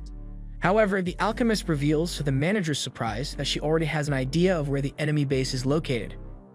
With that, she wastes no time and gathers the investigation heads to share her findings. Considering the flow of spiritual lines, the concentration of mana material, geological aspects, and the emergence site of the monsters, Citri suspects the enemy base is on a hill. The Acacian prisoners panic, trying to say that the analysis is completely wrong, but this reaction only confirms to the woman that she is right. Therefore, she announces that it's better to attack before the enemies escape. Even more terrified, the prisoners scream the name of Sophia, and amid the curiosity of the allies, Citri reveals that she is her arch-enemy and the true mastermind behind the Tower of Acacia. If she is not defeated, this evil research will never end. Along with Noctis, the two are the most sneaky and despicable mages. In Citri's opinion, it is her fault that Sophia is still at large, but she assures that she will not repeat her past failure. Soon, Sophia Black will be in the Southern Astoria prison. Meanwhile, Kreia approaches the camp alongside Liz and Tino. The Thousand Tricks is worried about having arrived too early, as the idea was for him to appear once everything was already resolved. After all, he has no relics or enough security rings, so he doesn't have many tricks to defend himself if things get hot. The path ahead was utterly dark, so Tino tries to hold the master's hand. However, Liz acts like a jealous dog and practically growls at the pupil. According to her, it will take 1 billion light years before Shade is worthy of holding this man's hand. Crag corrects that light years is a measure of distance and not time, but lets it go and uses his owl vision to see the path ahead, even though he doesn't know how long this relic will last. In any case, Liz tells the boy not to worry, as she will obliterate anything in their way, and then turns to Tino to tell her to do the same. Amid this, Gain concludes that the Thousand Tricks won't show up. As much as he criticized the boss, he now sees that had he listened to what he had said before, his arm wouldn't be like this. Citri mentions that Kreia was born to be a treasure hunter and will definitely reach level 10. Ironically, he could be weaker than a sand rabbit in a fight, but that's not what's most important. Speaking of which, Sven questions if the alchemist didn't bring her usual magical creature. She replies that Killiam is in maintenance but is interrupted when a spell ferociously hits the group. From above, Flick boasts about the calamitous thunder, his high-class magic attack. Confident, he is sure that Sophia won't be needed as long as he's in charge of this mission. Landing among the destroyed enemy group, he regrets having used so much mana, but the fact that he annihilated the opponents with a single blow made it worth it. However, Sven gathers strength to realize that it's the Tower of Acacia. While Citri suddenly emerges unscathed and finds it curious that the enemy used an area spell, considering they had hostages. Moreover, she warns that a spell of that level would not be able to defeat her, especially since it's nothing compared to the high-level treasures they always face. With that, the alchemist draws a pistol and shoots a strange liquid at Sven, who is quickly regenerated and attacks Flick without a second thought. With a sword blow, he knocks the man down, but the Malice Devourer blocks Sven's second strike and prepares for a counterattack. At that moment, Gark steps in front of the monster and hits it with his axe. Following this, Citri regenerates the other allies. Back at Acacia's base, Magus is furious with Flick for not bringing all the Malice Devourers as ordered but only one. Moreover, not even a significant power like the Calamitous Thunder was enough to inflict meaningful damage on the association. This leads them to suspect that it was all part of a scheme by the Master of Tricks, designed to unfold just so. However, Noctis isn't ready to flee yet. Besides the remaining Malice Devourers, they have a trump card, Acacia and Sophia Black. Thus, they prepare to defend the base with everything they have. Without delay, the hunters reach the enemy base and Gark summons Citri and Sven to lead the charge. Meanwhile, Kray's group follows the trail of the Calamitous Thunder that struck the forest. However, to prevent the enemy's entry, Noctis activates Acacia, his ultimate weapon, and unleashes gigantic creatures upon them. Gark takes the monster's first heavy blow and defends with great difficulty, while other members of the evil organization attack from the skies. Further back, and even with an injured arm, Gain thinks they should advance, but Henrik reminds him that there are non-combatants nearby. If they overextend, they might suffer casualties in the crossfire. Meanwhile, Flick slowly cuts his rope. The association responds to the aerial attack with magic and arrows, but so far the Acacian manages to evade the projectiles. Casting a spell against Sven, he manages to wound the arm of the Obsidian Cross leader. However, Sven orders everyone to keep attacking because he can heal himself. Suddenly, Liz Smart appears on the battlefield with her surreal speed and hits the Acacian and his airborne mount squarely. With the arrival of reinforcements from Miltrux, the present hunters celebrate and feel more confident to continue fighting. In the midst of this, Kray and Tino notice that Liz has simply disappeared. The girl senses the presence of several living beings nearby, and they have noticed them. Therefore, the rogue asks what she should do. Members of the Acacia Tower were hiding nearby, but since Kray was unaware, he tells his companion to ignore the nearby life signs, thinking they are forest animals. Sweating, Flick is relieved to see that Miltrux ignored their presence. What he doesn't understand is why the leader of Stragri would do that. Finally, Kray's eyes lose the enhancement he was using, so he asks Tino Shade to lead the way. Proudly, the girl proceeds with the leader right behind her. Returning to the Eye of the Storm, Talia Widman reflects that no matter the quality of the plan, there will always be unexpected events that force new decisions, aside from the recurrent insubordination of the Disciples and especially the presence of the worst possible opponent for the Malice Eaters. Speaking of which, Liz slaughters another monster of that type and questions how these people struggled with such weak creatures. Trying to understand what's happening, Citri questions what her sister is doing there. Then she confesses that she begged Kray to let her come. Subsequently, the Broken Shadow now attacks the giant golems sent by the enigmatic leader of the Acacia Tower. However, as powerful hunters like Gark and Sven join the battle, they fail to inflict significant damage on the golems, who prove to be infinitely superior opponents to the Malice Eaters. Besides their immense strength, the monsters were capable of jumping to unimaginable heights, using this ability as a tactic in the fight and gaining an advantage against their opponents. Seeing the monster jump so high, Sven anger comments that it's practically Anselm, and Liz fully agrees because they are indeed of similar height. It seems even that the Acacia Tower used him as a model to create these monsters. As if that wasn't enough, upon noticing the new approach of the Broken Shadow, the golem ejects part of its arm and reveals a cannon that grazes the girl. Realizing she might fare poorly in this assault, she retreats. At that moment, Sven asks if Citri has any tricks up her sleeve. Then the alchemist analyzes that a positive aspect is these monsters do not have area attacks because Liz really doesn't know how to deal with that type of skill. However, since the golems are highly resistant and she is more focused on speed, Liz probably won't be able to break through their armor. Thus, maybe the way is to drag the fight until the golem runs out of mana. Liz makes it a point to appear next to her sister just to warn that she will pulverize these enemies well before that, and to prove she's not just talking, she applies a sequence of blows to a golem that makes it fall back. Taking the opportunity, Gark strikes with his axe at the monster's leg to aid in the fall, but the golem reveals jet thrusters on its back that prevent it from collapsing. Impatient, Liz admits that she won't be able to defeat these creatures as quickly as she thought, but it's obvious the rogue wouldn't give up so easily. On the contrary, she continues hitting the enemy with all her strength, but upon realizing that the armor was practically impregnable, she thinks about giving up. At that moment, Cry arrives next to Tino Shade. To everyone's surprise, especially Gaines, who was not familiar with Miltrux, Liz admits that she wanted to destroy this thing before the Master's arrival, but it's really quite difficult. Suddenly, the golem takes flight with its propulsion. Then Gark sees it heading toward Cry and yells for the Master to run away. Similarly, Tino tries to push the boy aside to prevent his death, but he smiles awkwardly and continues without moving, as if it were merely a mosquito flying toward him. Before this surprising display of emotional control, all members of the association are astounded by Cry Andry. As it approaches Miltrux, the golem is thrown back with full force, and upon hitting the mountain with its back, it stops functioning. Having done this, Liz Smart orders her student to stop clutching Cry, while he confesses that he wasn't seeing very well around him, so he doesn't quite understand what's happening. At dawn, the men from the Acacia Tower had fled the scene. Meeting with Sven, Gark wants to know what Cry did with the golem at the end of the fight. Then the leader of the Cross informs that Cry himself said that the monster simply flew away. Not quite understanding, Gark decides to let it go, as there are more important matters to attend to at the moment. For instance, the association confiscated the documents and materials of the enemies, so the rest of the inspection should stay with the Relic Research Institute and the Order of Knights. Nearby, Citri is grateful for Cry having appeared with reinforcements because the enemies were stronger than she anticipated.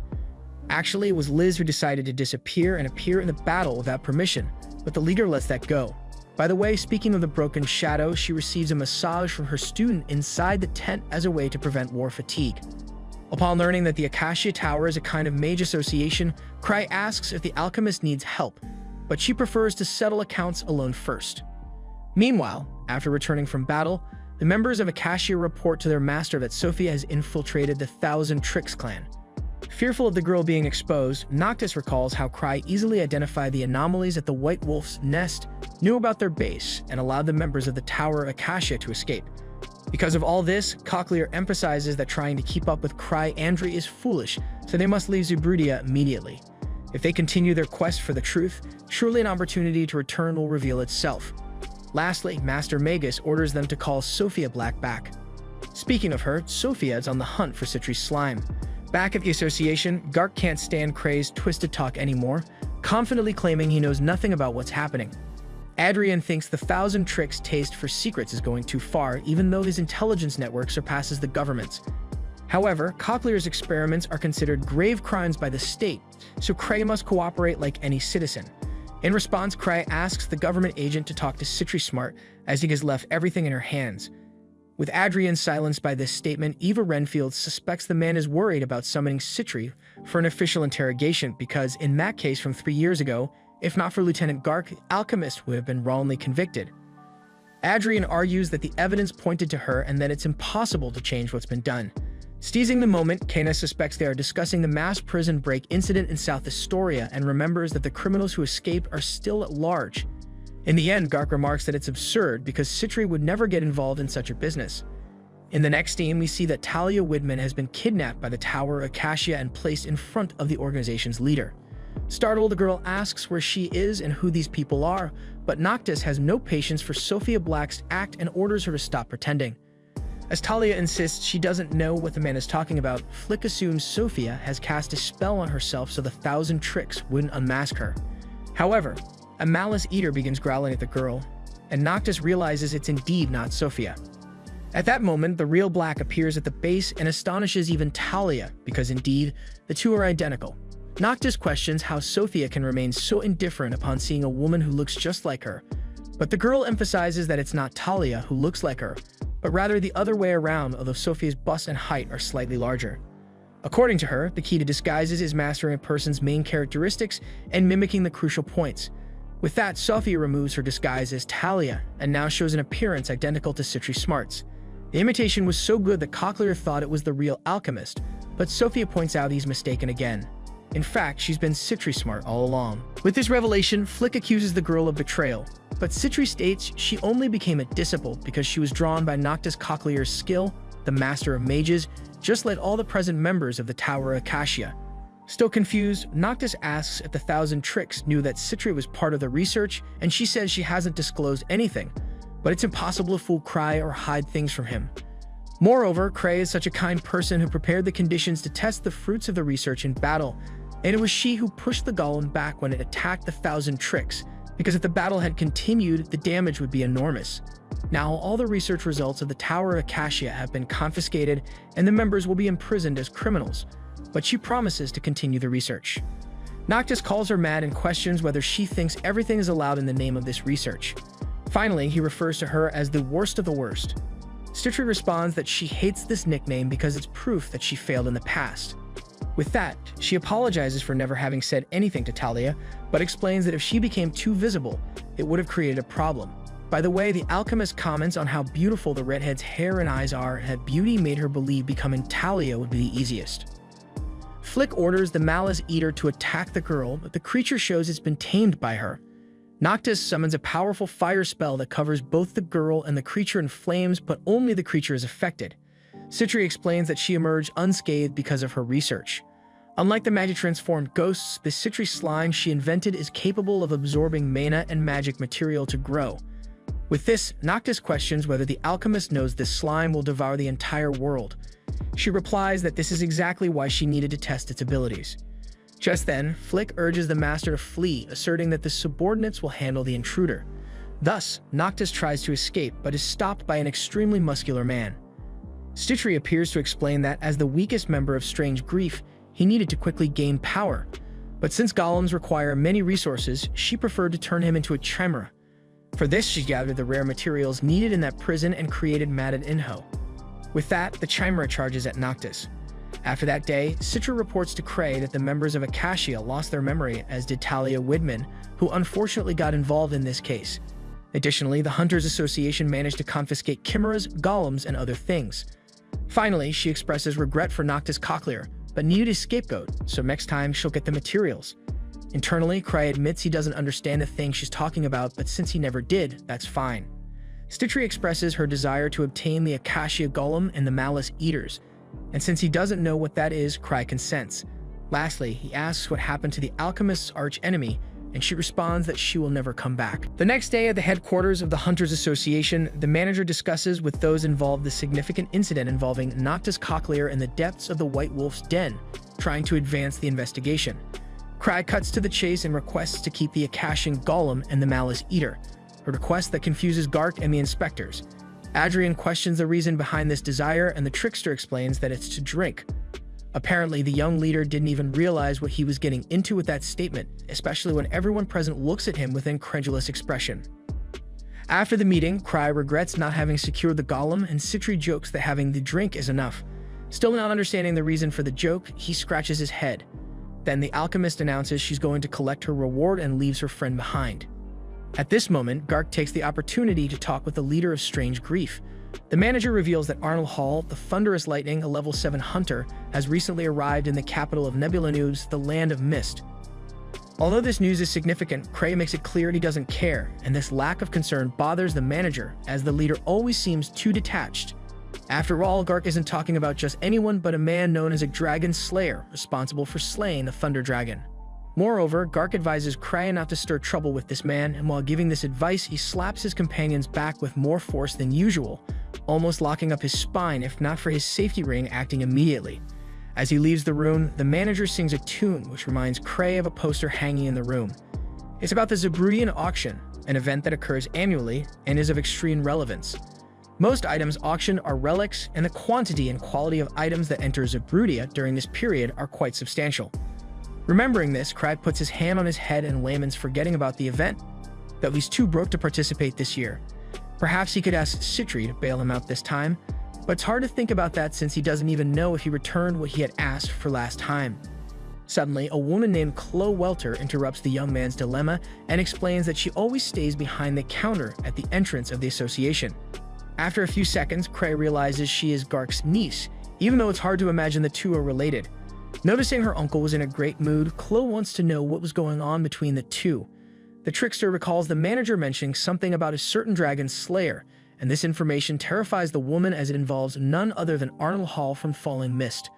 Cry confirms and adds that he is the almond oil from Fallen Love.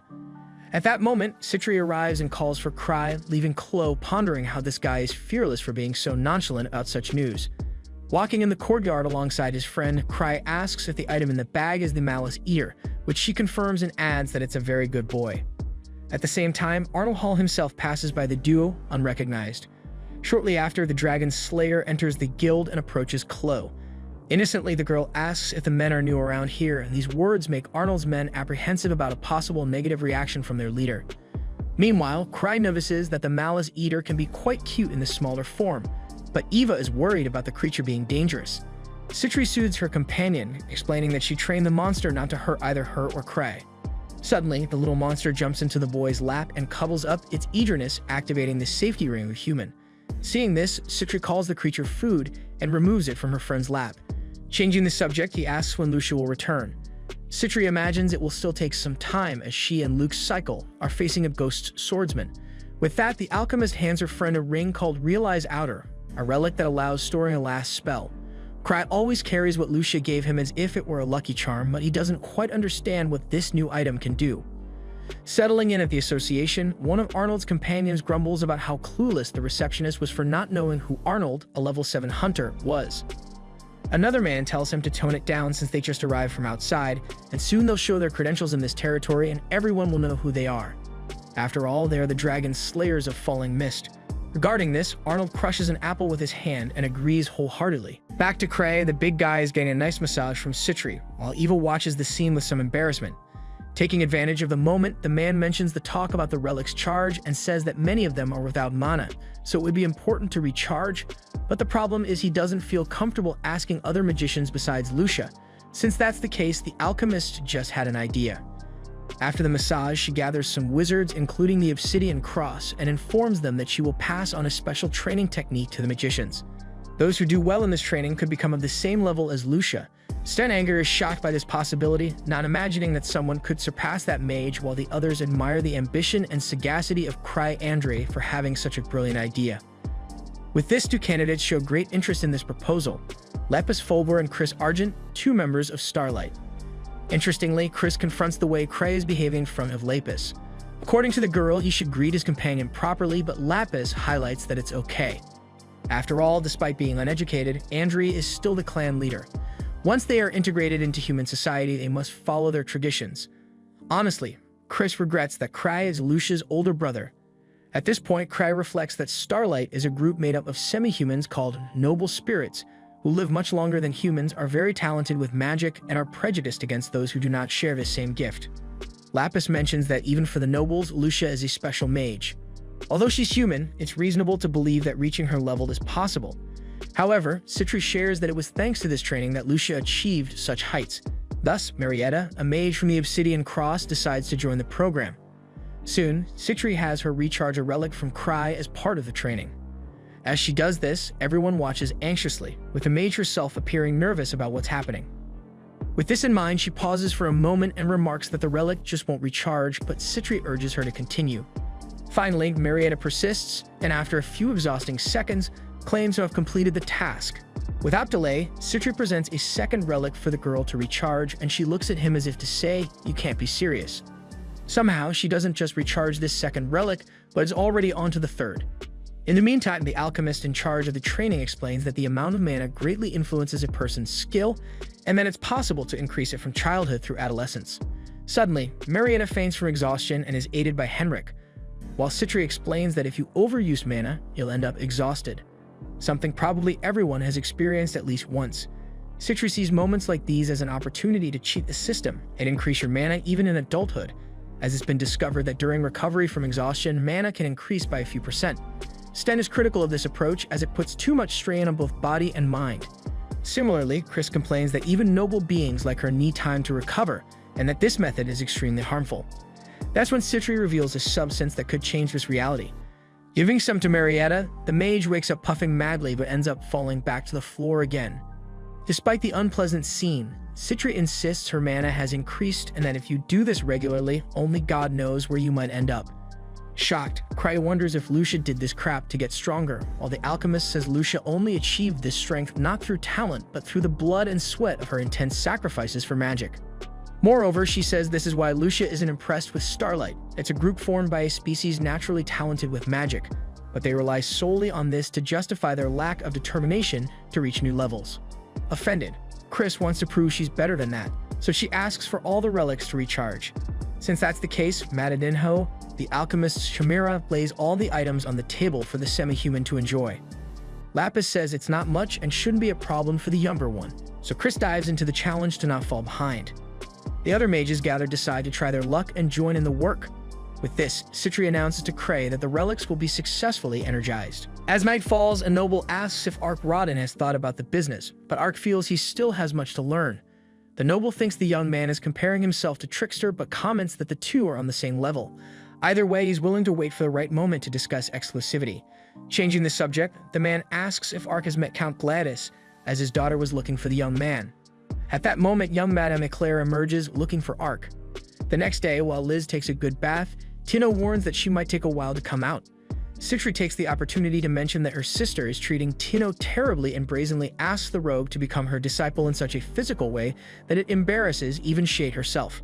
Taking advantage of her master asking for the towel, Tino escapes from Citri and goes to deliver the item to Liz. However, to the girl's surprise, the broken shadow simply steps out of the shower completely wet and without any clothes, forcing Citri to cover Cray's eyes before he could see. With his eyes covered, Trickster explains that he wants to arrange something to celebrate the fact that Citri and Liz came home alive.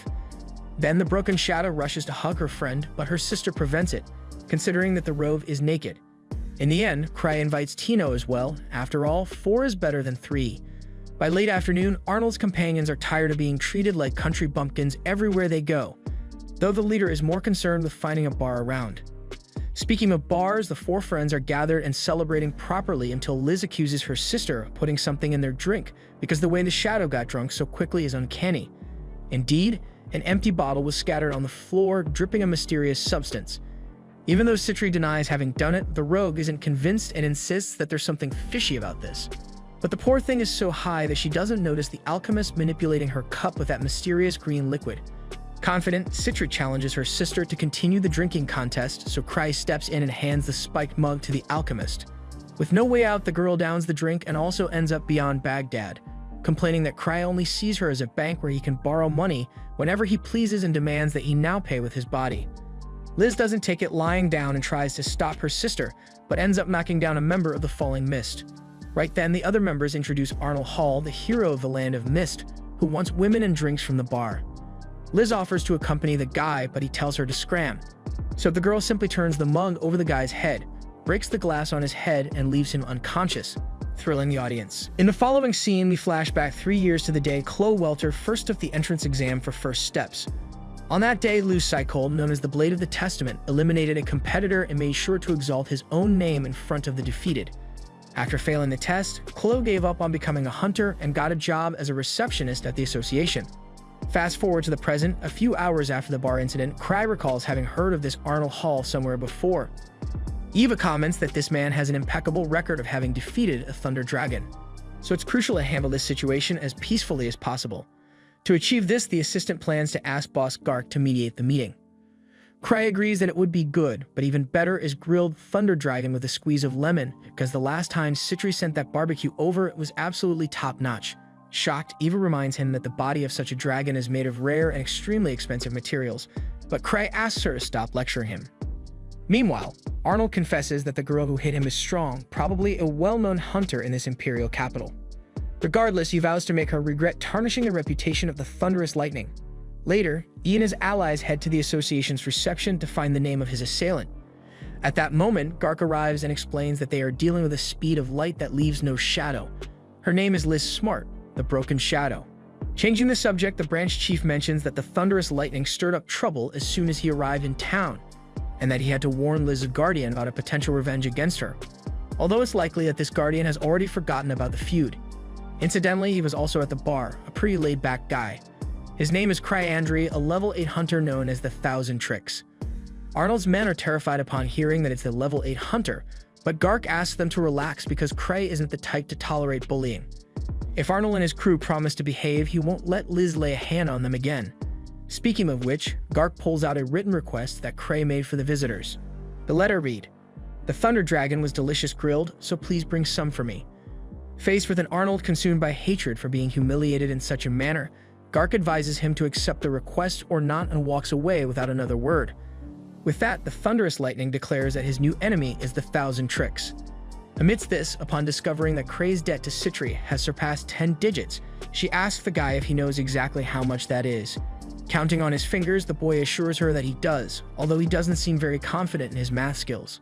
Downcast, the assistant informs him that the figure is around 10 billion, so she wants to know what Citri thinks of all this.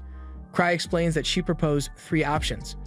First, he could throw the alchemist in jail and default, meaning delay payment until legal measures take effect. But Citri would feel very lonely in jail, so if Cry decides to do that, she asks that at least her sister be imprisoned with her. The second option is to make Citri his wife because being married, each other's possessions would become mutual, thus nullifying the debt. The third and final option is for Cry to become engaged to the girl. In other words, as the 1,000 Tricks explains to his assistant, the only way out so far is to marry Citri smart. That is, if he doesn't pay the debt properly, which he intends to do in the end. Eva thinks this will be possible with the revenue from Strange Grief, as long as the boy doesn't waste money. But if he wants to settle the debt quicker, he could venture into some treasure vault to raise some extra cash. Seeing the dissatisfaction on his face, the woman says she will devise a payment plan for the boss but asks him not to incur any more debt. Shortly after being left alone, Cray becomes even more disheartened upon remembering that the auction is approaching. At the same time on the street, Tino Shade hears a man telling Arnold's companions about the 1,000 Tricks' ability to see the future. After that, a woman comments that Cray reached level 8 without any mistakes. Tino wastes no time and jumps into the conversation just to say that his master is absolutely fearsome. Afterwards, he walks away as if nothing happened, leaving the guys puzzled. Soon after, they return to the boss to report that, as much as they try to ask people, all they hear about the 1,000 Tricks are vague stories reinforcing the myth that this guy is a great mystery. What they discovered is that Cry rarely takes on missions and leaves everything to his friends.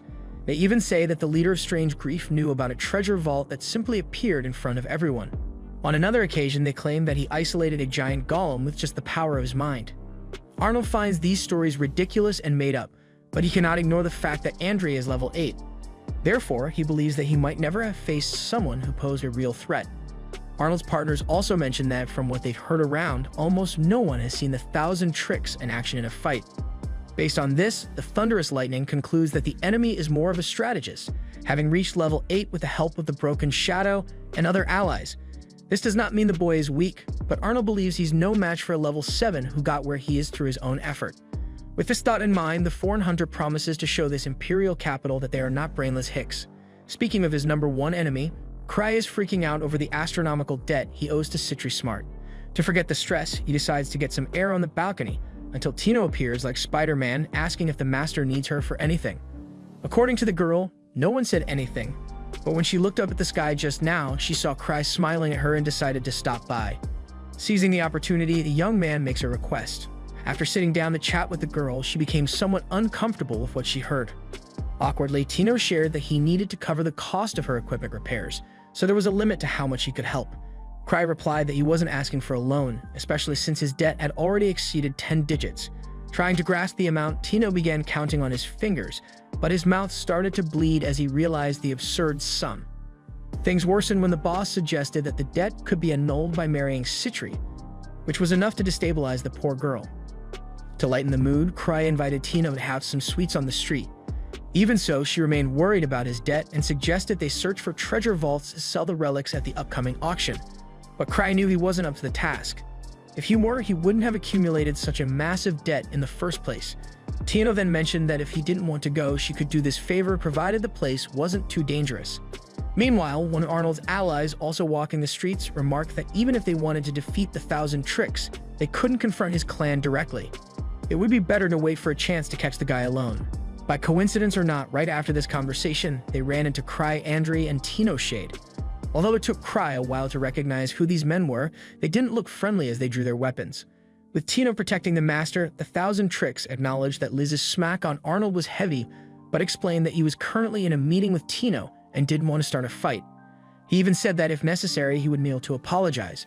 However, Tino didn't accept the boss's attitude, got infuriated, and called the outsiders bumpkins, throwing away any chance of resolving the conflict peacefully.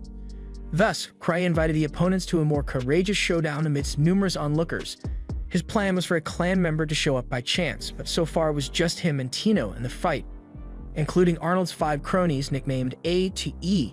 When one of them asked when the fight would start, the Thousand Tricks told A to be patient. Coincidentally, that was the guy's name, so everyone began to think Cry was trying to mess with their minds since it was impossible for him to know this. Arnold, annoyed, stated that Cry only got where he was because of his friends. Infuriated, Tino yelled that she wanted to resolve the fight right then. At that moment, Cry took a few steps back and released the leash of the girl. But as soon as she was released, Tino realized she might have overestimated her ability to take everyone down alone. Still, there was no turning back. With no other option, Tino charged at the thunderous lightning, but her strikes weren't strong enough to inflict damage on him, who blocked every attack with ease.